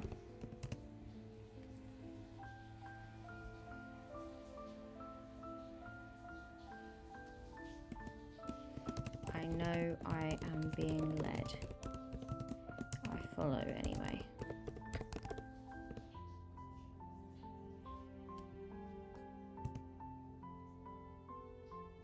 The further I walk towards the light, the more I feel myself sinking.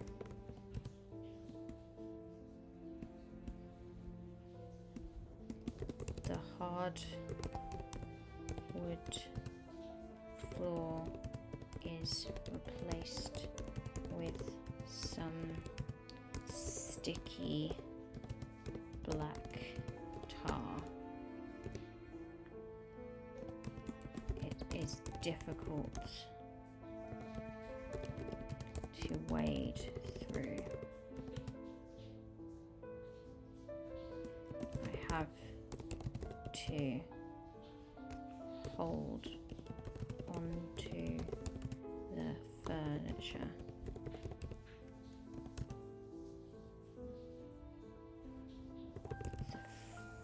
The walls, the door frames to guide me.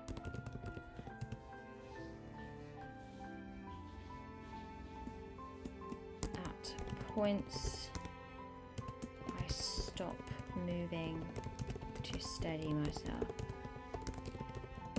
and unnervingly, I can feel that the tar is moving by itself. It wraps itself around me. It threatens to sink me, but also pulls me in some current towards the bathroom. This memory or dream or nightmare, it is impatient. I journey forth again.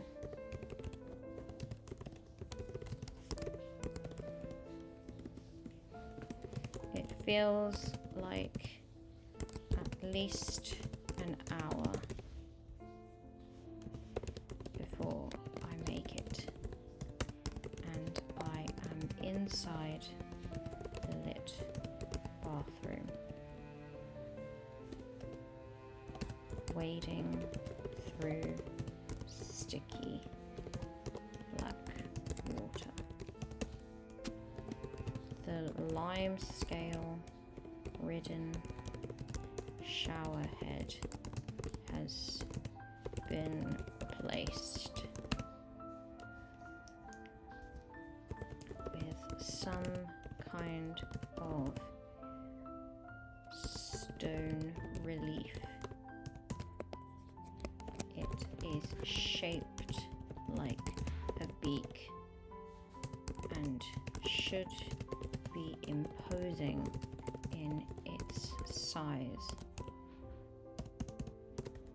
but it invites me in.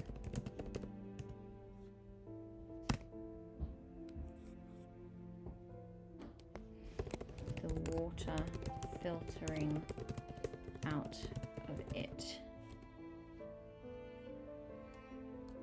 is clean. It will purify me.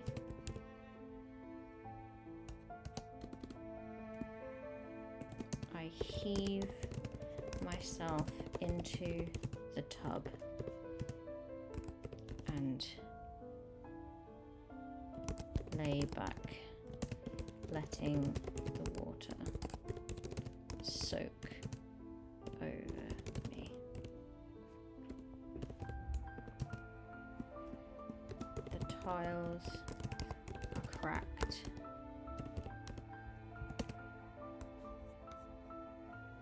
And the drain holes let in light. I lean into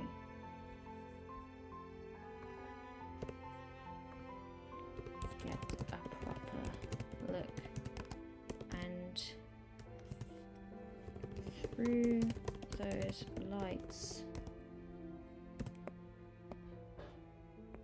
I can see into another world, a memory. It is alien to me because it is not mine. There are trees swaying.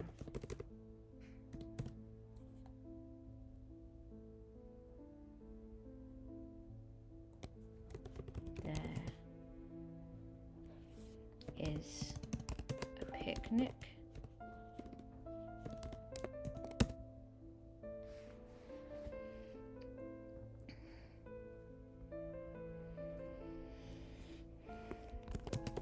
A beautiful day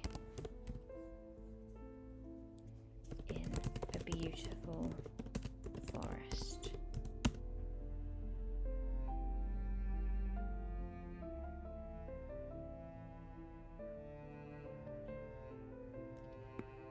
But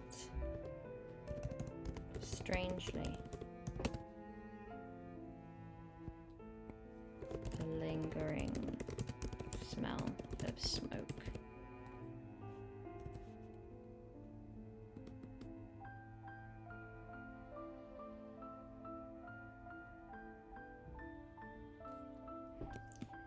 The tarred tentacles slither their way into the tub, and I can feel them trying to combat the water.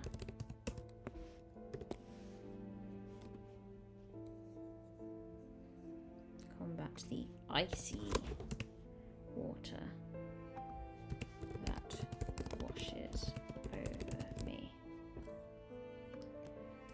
They want me to. They don't want me to see this. They want me to lose this memory.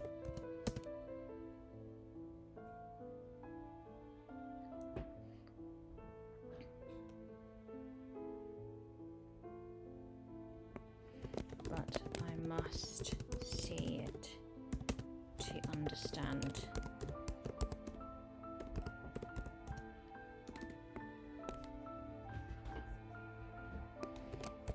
Two figures lay side by side. They talk, they laugh, they sing together. They are in love.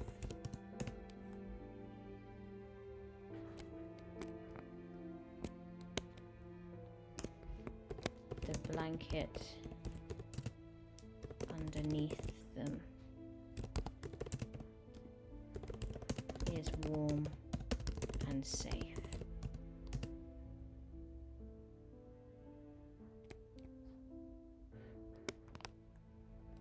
As they begin to fall asleep in each other's embrace, one finishes the cigarette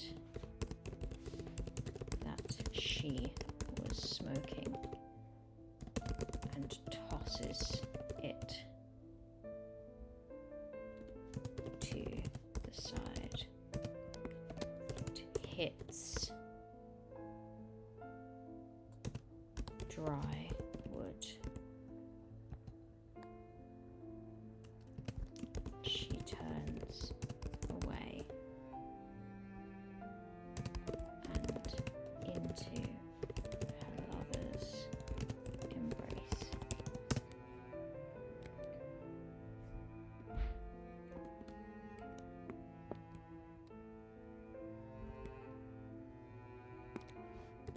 The smell of smoke gets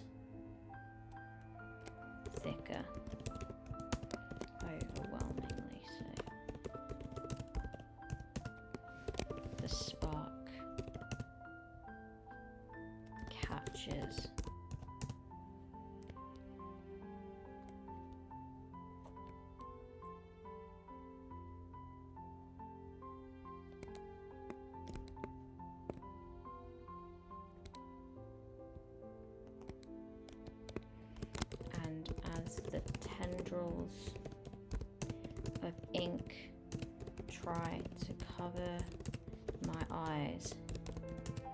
Try not to let me see the shame of what happens next.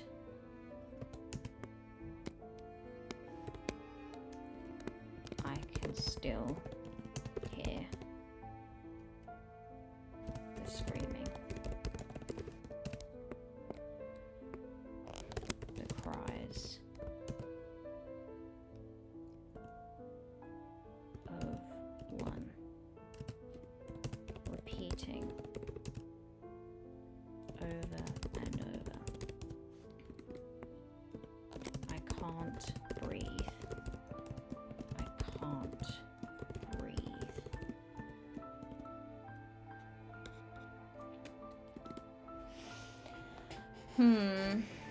Smart catches under the ink.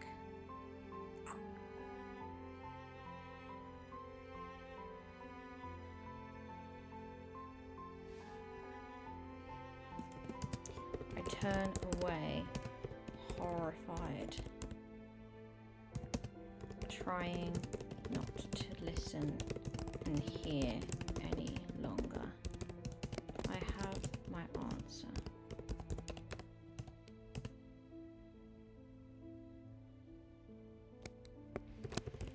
The tendrils wind themselves around me.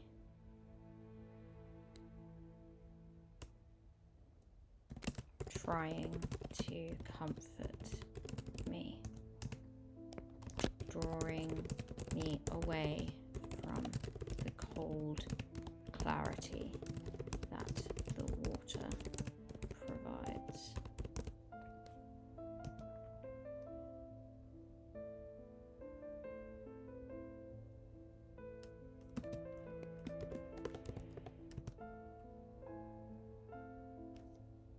They offer me something covered in decay and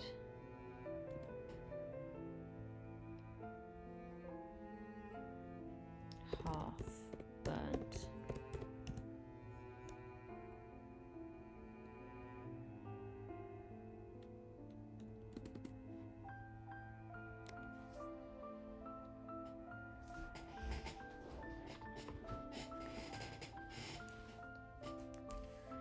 Offer me something covered in decay and half burnt. What do they offer? We could go back and get an item that has already been kind of offered, like the blanket or something again, or...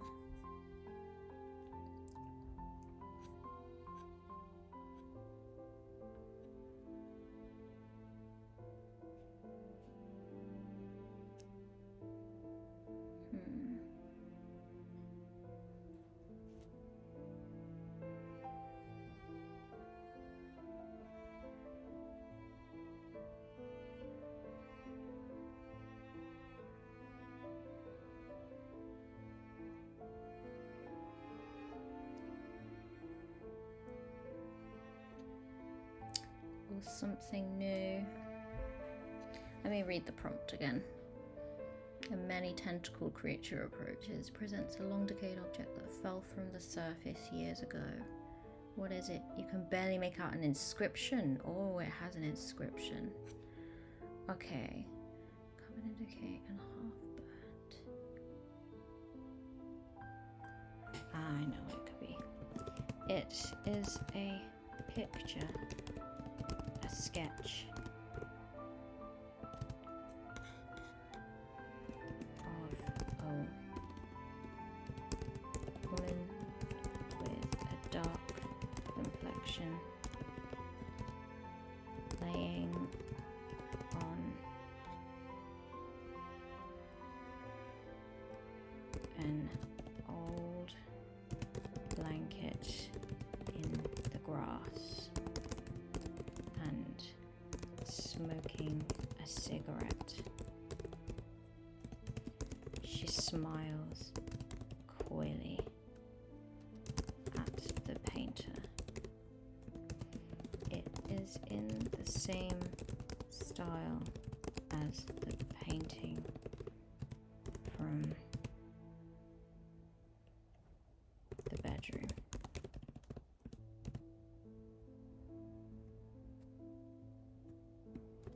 The smoker who lived here. Her lover was an artist.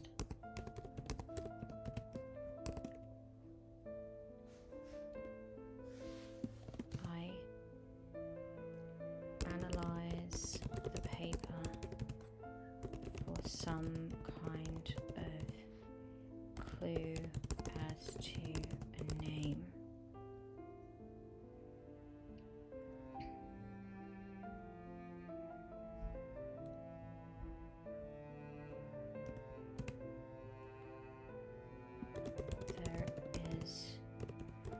Nothing but a small inscription, hard to read.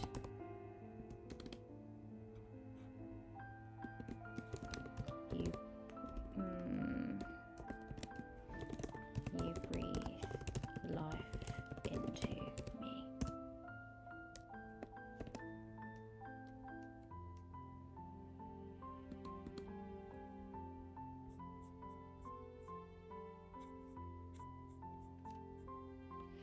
All right.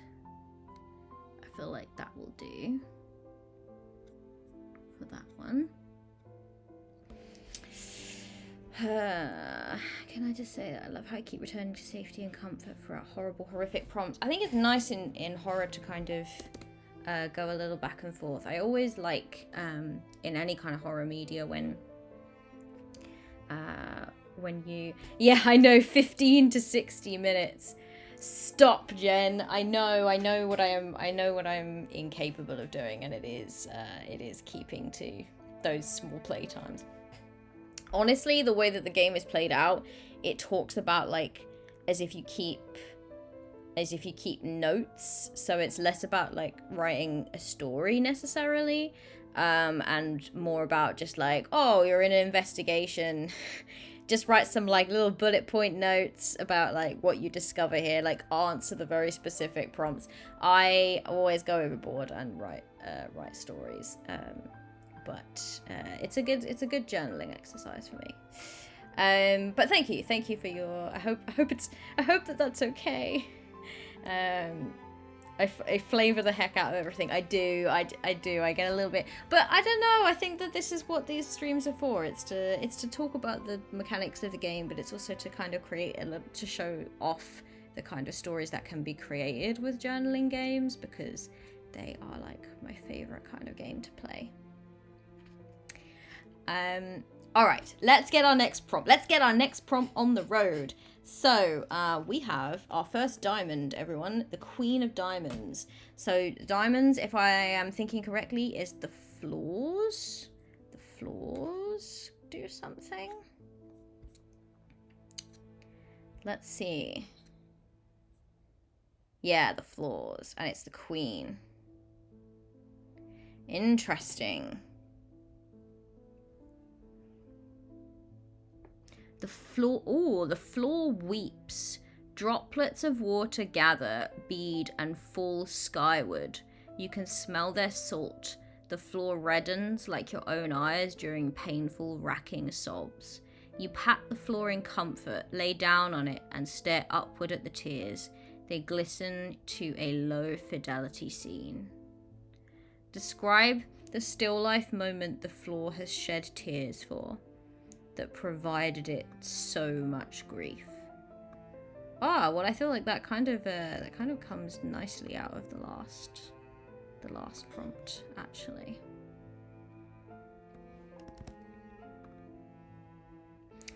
I think we're gonna get a little glimpse into the immediate aftermath of grief. Why tornado? It shows off your talent. Unfortunately, I've got to go to bed. Oh, that's okay. It's actually getting late for me here to Kauai Tornado. It's actually 11 p.m. for me. So I shall be logging off soon. Good night, and thank you. Thank you for the bits. Oh, thank you. That's really lovely. Thanks. Hope to see you again in the stream soon. Okay.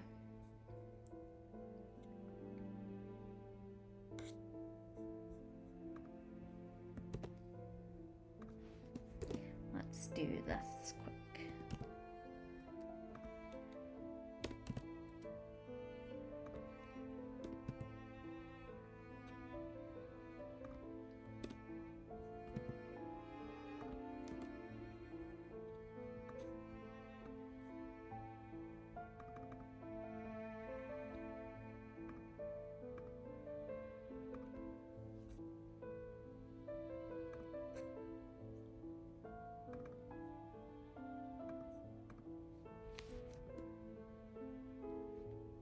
Part 2. Maybe. I'm almost done actually. I've only got a couple more prompts to go, so I'm probably gonna try and finish it today.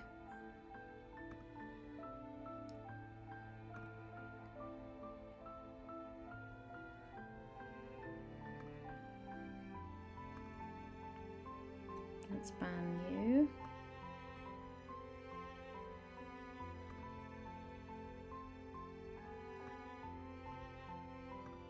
So many cheap viewers going for me today, honestly. The names on this are great. High pressure crocodile. It is pretty good. Alright. Floor weeps, drops of water gather, bead, and fall skyward.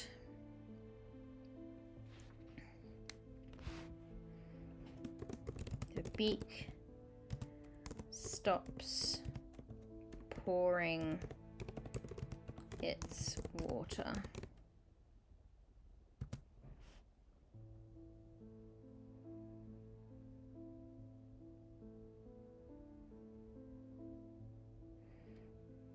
Into the tub, and I blink. I am back in the bathroom, and I feel suddenly nauseous. I lean over the edge of the tub to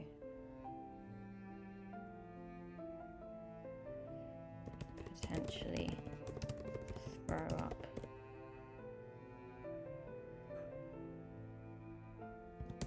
But I am unable to, and just groan to myself. The room swims before me. And it is then that I realize, despite the inky black tar now being gone,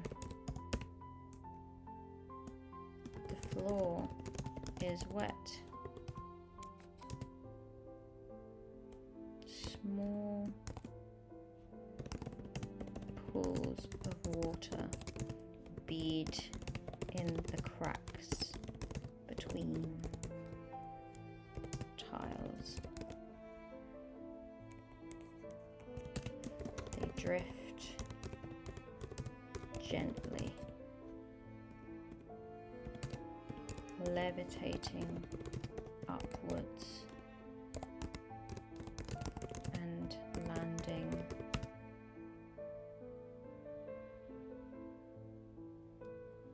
on the ceiling.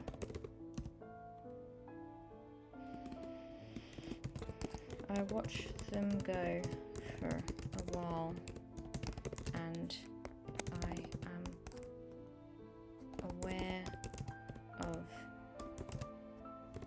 the sound of crying, soft and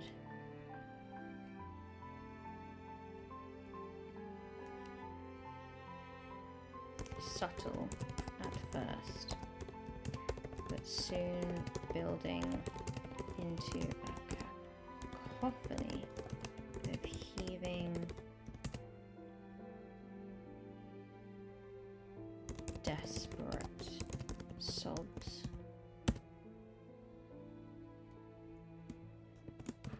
I pull myself out of the tub and to the floor. I can feel its sadness permeating the room.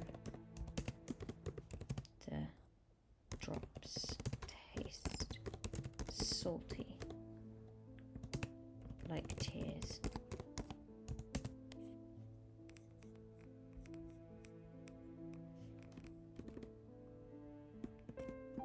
Hush, breathe,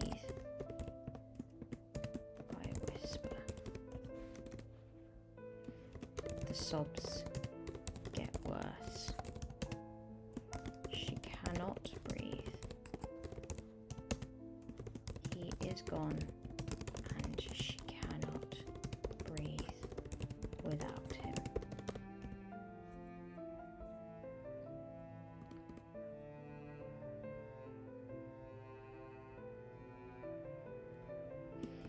I spread myself across the bathroom tiles as best I can and press my forehead to them.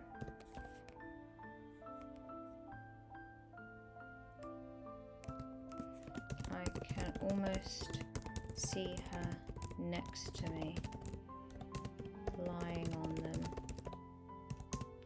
staring up at the ceiling. Gaze vacant.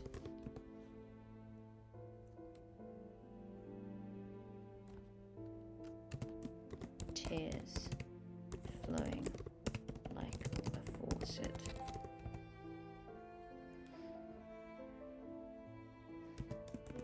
I am nearing the end of my time here, and I feel I understand her better now.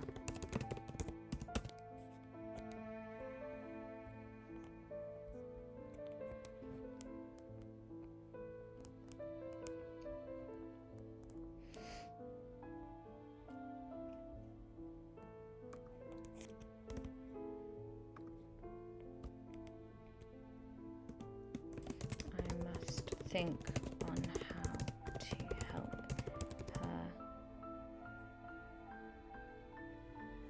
through her grief.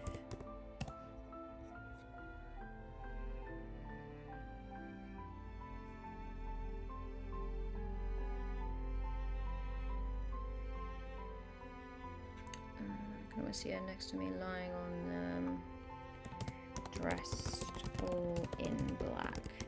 There you go, it will be the day of the funeral. Alright. Alright. So let's do the next prompt. We are on the penultimate prompt now, and it is the 2 of spades, everyone. So that's gonna be a hollow, that is. A hollow.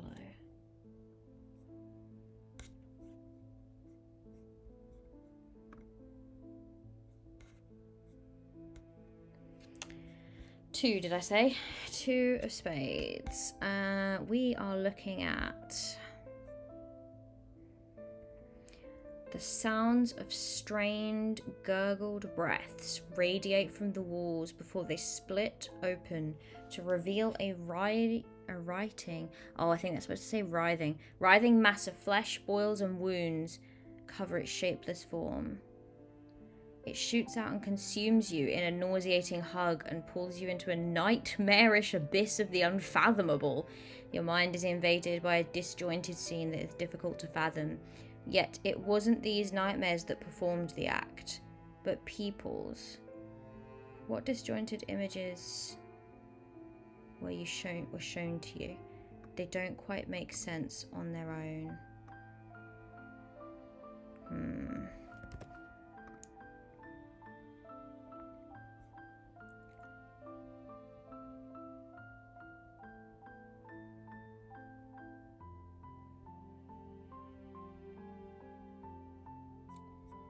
All right, let's pop this here.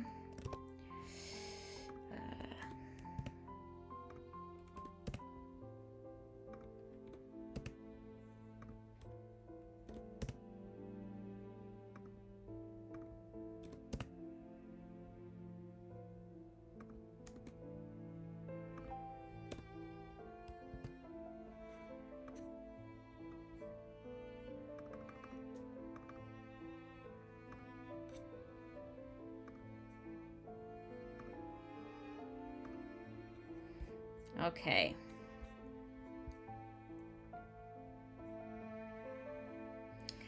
Sounds straight. Breaths.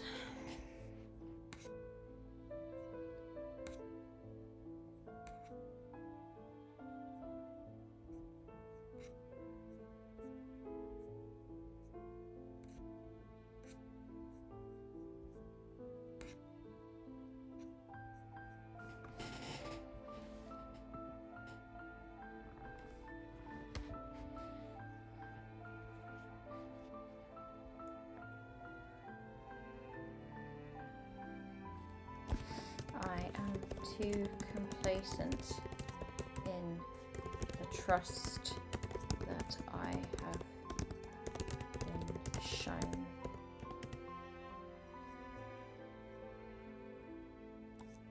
I do not believe that what haunts this place is in any way evil or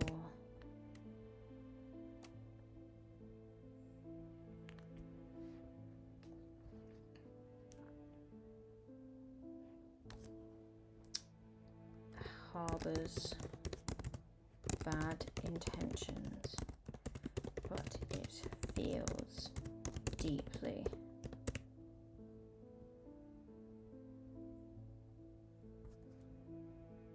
And its grief is far more explosive than I could ever have imagined.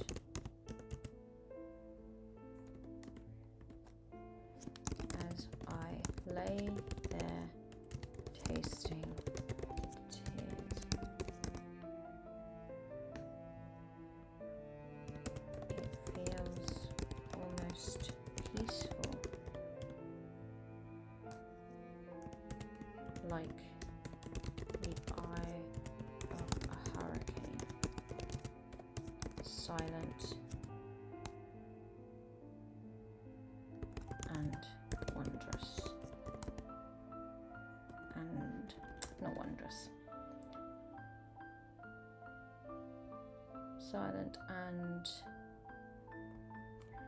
numb to the chaos that surrounds it.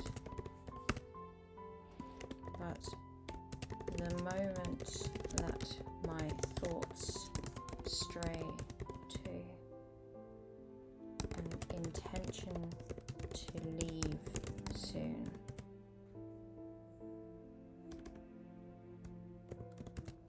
the storm moves in. The drain gurgles. I shoot upright and begin to make my way out of the room.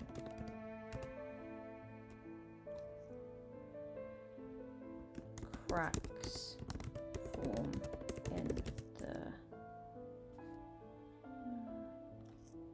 floors, the walls, the ceiling.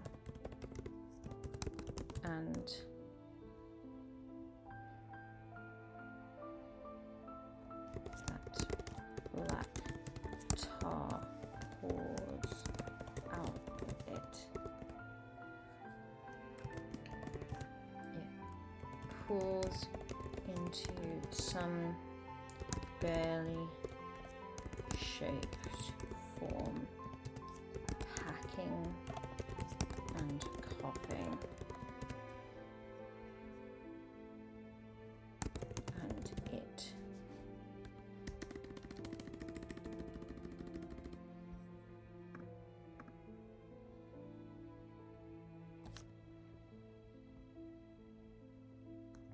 squawks at me, enraged.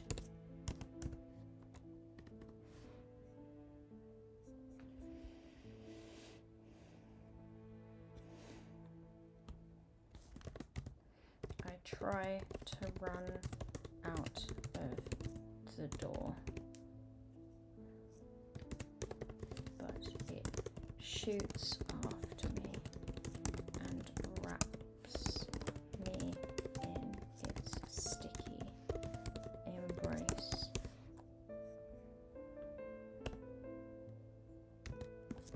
I see the ugliest parts of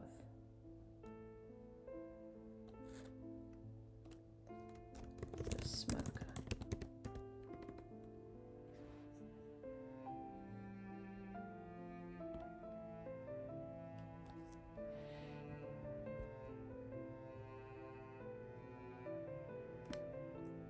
A bird sitting in its nest,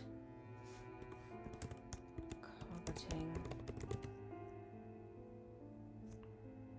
eggs that are cracked, their yolks spilling. Another bird approaches and she attacks it mercilessly.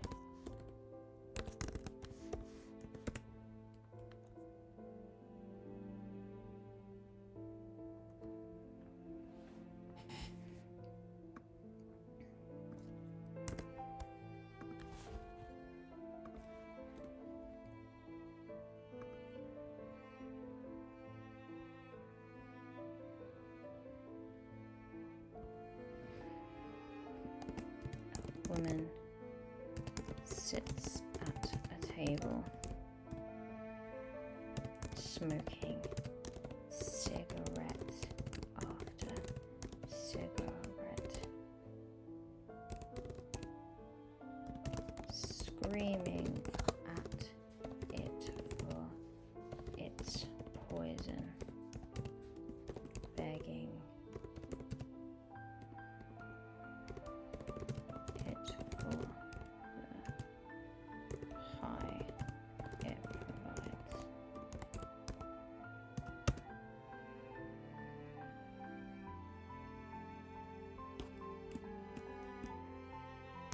She does not empty her ashtrays, and she is formless, made up of tar and smoke, barely human anymore.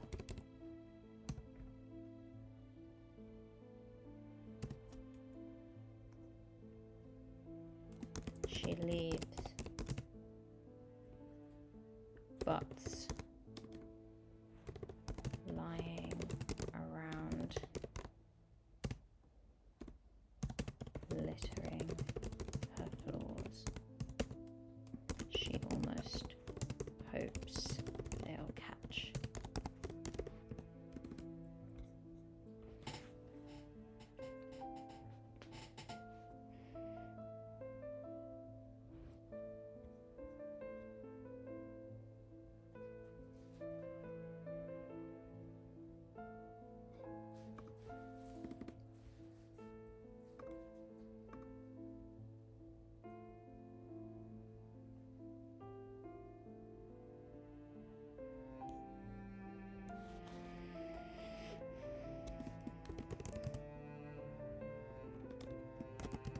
monster in the walls. It clogs the air with soot and ash.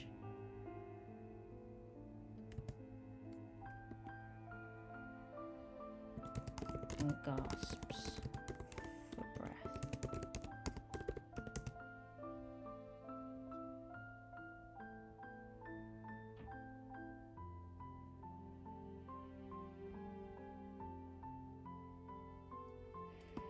Paintings stick to it and it folds its taloned hands around them, desperately trying to turn them towards it.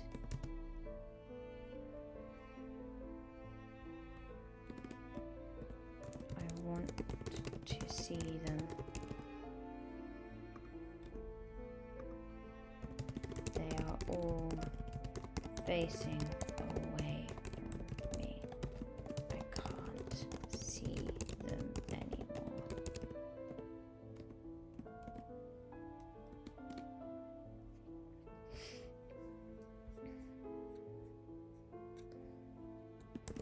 When I am pulled out of these nightmarish images, I am crying. I need to leave. I know I must. But I cannot stand to help. To not help either. What am I to do? Alright. Cool. Final prompt, everyone. We are looking at the 7. Oh, there's that 7? Yes, 7 of diamonds. And this is going to be our ending scene. So there is a separate there's a separate table in the book specifically that has endings, and I believe it once more is this by the way, this deck did not have a joker in it, but if it had, jokers represent the dead, which it literally just is written: anguish, hopelessness, trampled, beaten, ignored, burden, lost, forgotten. You pull out the first joker, there is a prompt. You pull out the second joker, a second prompt happens. Once you resolve the second joker, you are immediately sent to the joker's ending, which I don't want to say is like, it literally says, resolve the second joker, immediately go to the joker's ending. Good luck. So there is a specific, like, I guess you would call it potentially the bad ending, as it were. And that is the joker's ending.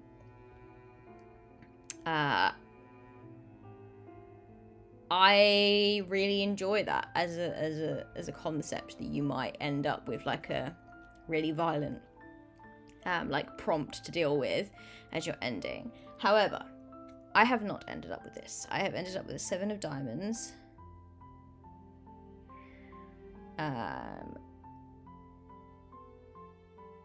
And let's read it. The answer to the secret is horrid. The walls sag, the weight of their disrepair too much for them to hold their own weight any longer. The ceiling begins to collapse and crumble. Secrets can be painful to remember. As you exit the place, it collapses upon itself. You feel a sense of gratitude from it, being allowed to tell its secret before the end. Look over your notes and come to a conclusion of what happened. You feel the need to leave an epitaph for the self-destructed space. Write about what happened and do your best to explain why. Speak of the room that could no longer bear the weight of it. Ooh. Such cool prompt ideas, man. Okay. So.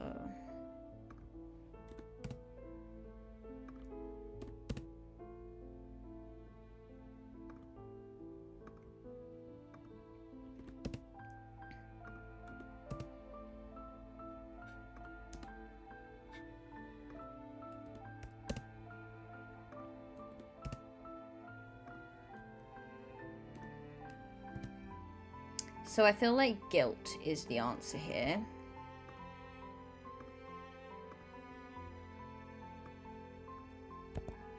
There's a lot of guilt in what's going on with this particular tenant. Alright.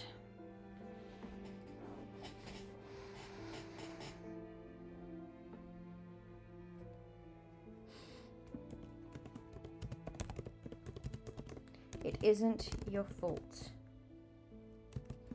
It was an accident.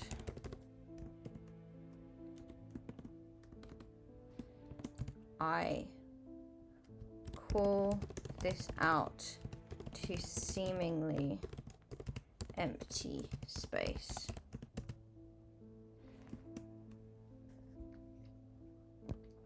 And for a moment, I receive nothing. It is as if I go unheard.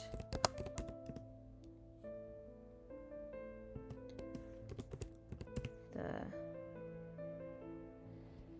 black tar of the creature that enveloped me still sticks to me, and I try hard to scrub it off. Grief is hard, but it isn't your. I can't breathe. I receive in response. I can't breathe for the guilt.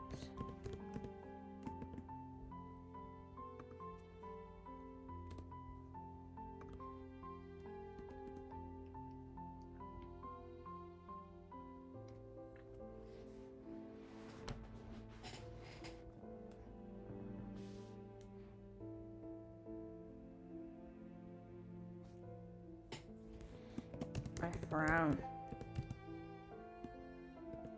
It was an accident.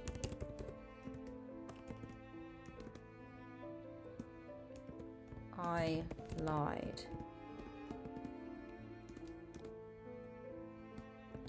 I feel a strange energy pervade the room and blink.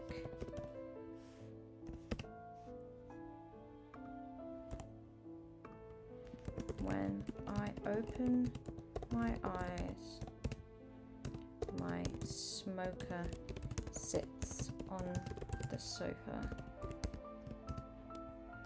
A stranger sits with her.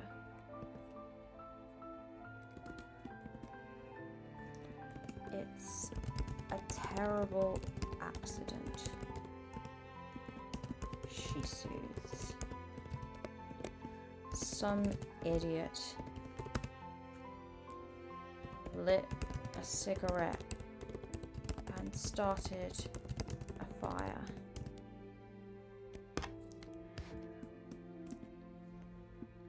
I see you feeling guilty. There's this thing called survivor's guilt. I think that's what is going on with you. But he got you out, and he'd want you to move past it.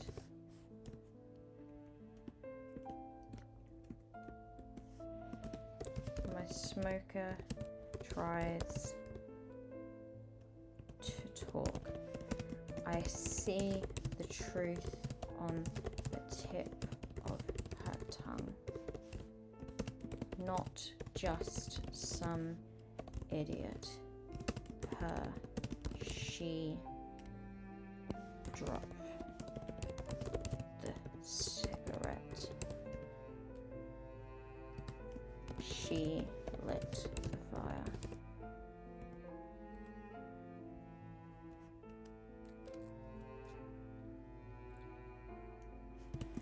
When she tries to say it, though, her tongue becomes ash. She cannot form the words. She just starts to cry. Salty tears.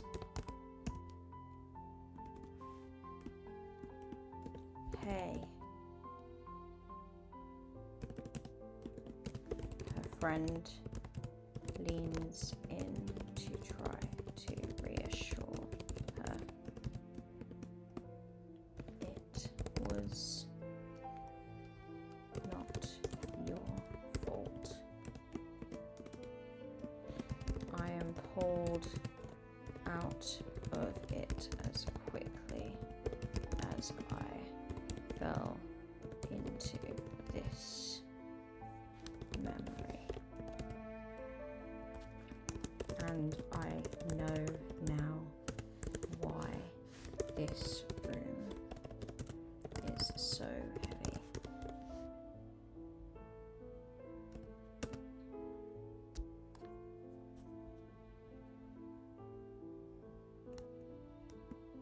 It is filled with the weight of responsibility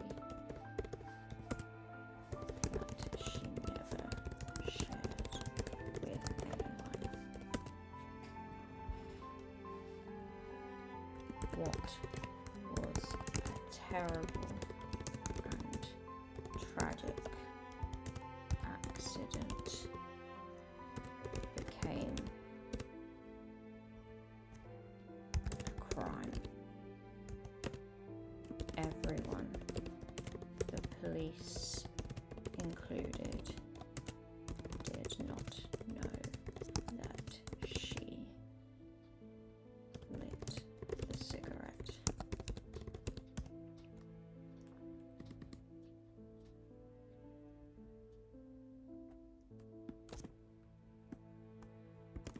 Do you want me to tell them? I ask. Fear permeates the room. Acceptance too.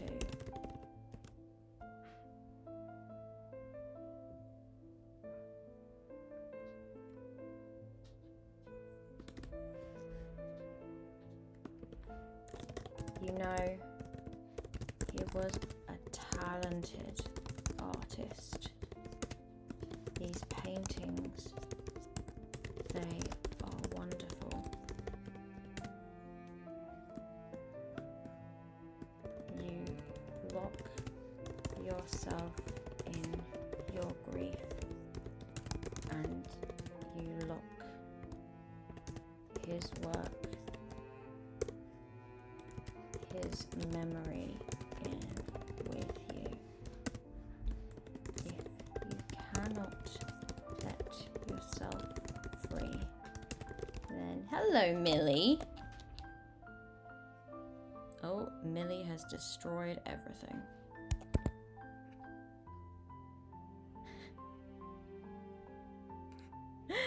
Millie, you've caused so much distraction. You've caused so much distraction right now. Yeah, for just a second there, I completely lost everything. That's okay. Okay. Also, can you all hear me okay? Can you all hear me okay? I'm just making sure that all of the sound and everything, because it just suddenly started coming through super loud. What did you do? You wanna write? You wanna write some more? I'm finishing up here. Okay.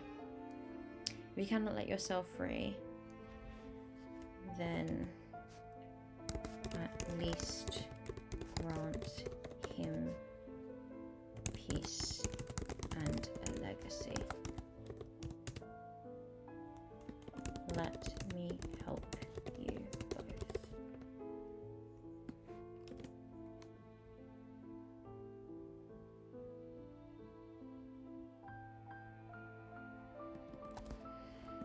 There is the sound of a soft sigh and the art on the walls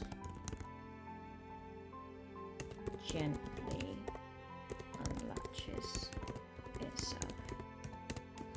I begin to walk around the place, collecting up each piece carefully. As my hand touches the last,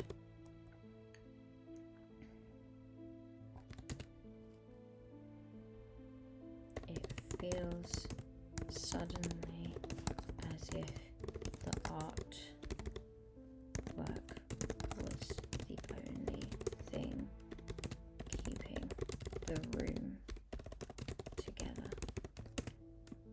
Large cracks move through the walls.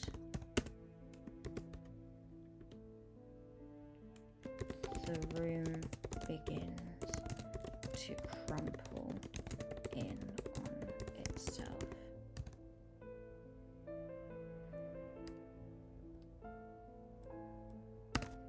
Gasping, thinking of my dear friend Lavina, I run from the apartment, out the front door and up the stairs. The building shakes.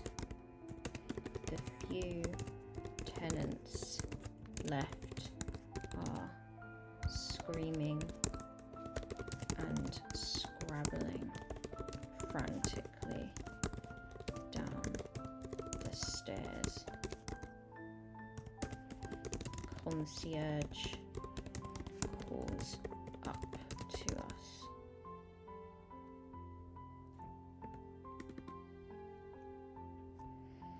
I burst through Lavina's door, and it is the quietest I've seen her. The terror in her eyes has her frozen in place. I don't even think. I just scoop her up. Her dog too. And I run. The concierge helps me out. We are the last to leave.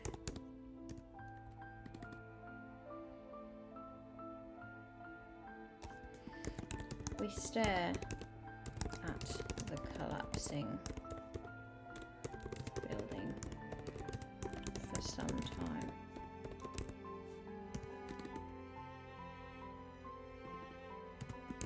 Eventually, Lavina speaks.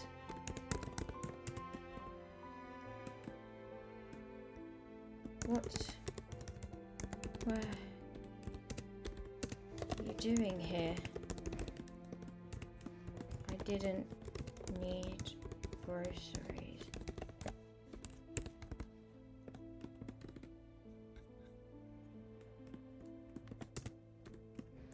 I had a hunch.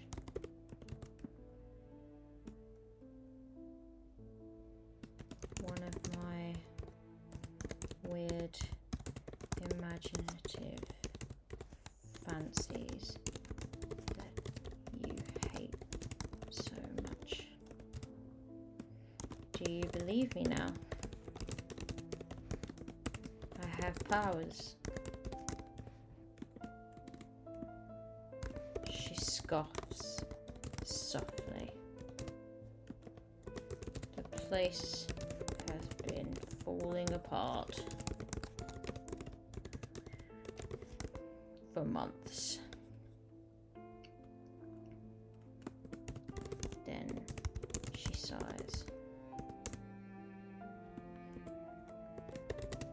if you've nothing better to do, then I suppose you should make yourself useful and help me find somewhere to live for a while.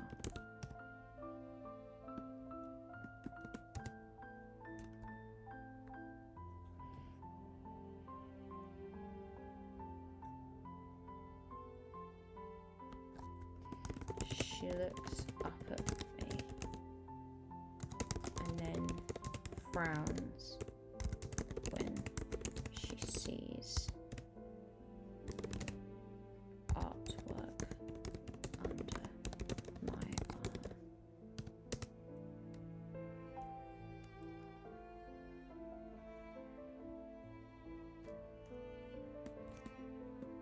She doesn't ask.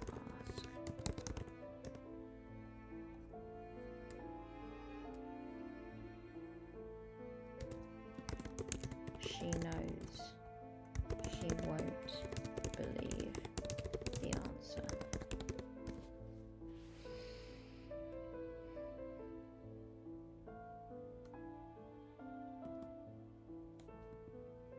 All right. I think that we can leave it there. Thank you to all who joined me. I really enjoyed this game. This was an incredible game to play. It's such simple setup. The prompts are just incredibly creative, and really they really spark the imagination, and you can absolutely see how you could end up playing the same detective, kind of going around and investigating loads of different places. Obviously I got an apartment for mine, but just to give you an insight, you could have ended up at all sorts of different places. There's classroom, there's an old opera house, there's a sailboat, there's a mausoleum, hospital. There's loads of different places that you can end up. There's a ton of prompts that I didn't even get to see because I got 9 cards that I kind of came up with to play with. And even the prompts are so that there's some specifics to them, but they're also quite vague, and you can reinterpret them, and they will look and feel different in each story. And I really enjoy that about it. There are many different endings on what kind of happens with the place itself or the house itself. This is a really great game. The art is gorgeous as well. I would definitely recommend it. Pandion Games is incredibly talented, and writes loads of really good stuff. And this is the first time I've actually got to sit and play something of Andy's, of Pandion Games, and I can't recommend it enough. And this is a really great Halloween game to try as well. But play it all year round. Doesn't have to be just Halloween. So what's coming up this Sunday? Therosian Odyssey is back. Very excited for that. We're gonna be in combat, baby. So we'll have Therosian Odyssey this Sunday.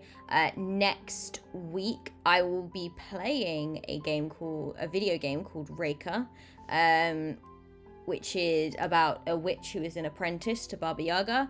And you get to wander around the wilds. You get to design your own chicken hut. I'm very excited. It's very autumny, very witchy, and is going to be really fun to kind of explore that game. Next Thursday, I will be playing A Rush of Blood. You play as a vampire's favorite blood source. So they're kind of, you can kind of decide what that looks like. But obviously I feel like I'm going to end up giving it a little bit of a romantic twist because, come on. Why wouldn't you? But you can kind of play that however you want. Then what else am I doing? Sunday, I'm going to be playing Monster Prom with the Benar. Benar is incredible. Blood Bank to lovers. Exactly, Jenberb. Exactly. And I'm very, very excited. You can play that game multiplayer. So we're going to be playing 2 different characters trying to find a date for a cryptid prom. And we will be voicing the NPCs for each other's characters. That's the plan, anyway. So we'll see how it goes, because there's a lot we need to work out. We need to work out how to co-stream. We need to work out how to do the multiplayer on this game. That might be what the stream is, just us trying to work our way through various tech gremlins. But we shall see. Thank you so much for joining me. And I hope you enjoyed this as much as I did. I'm very, very excited to play more games like this in the future. And yeah, I definitely think I'm going to be revisiting this one. And I will see you all very, very soon for another stream. Cool. Happy time zone, everyone. Cheerio.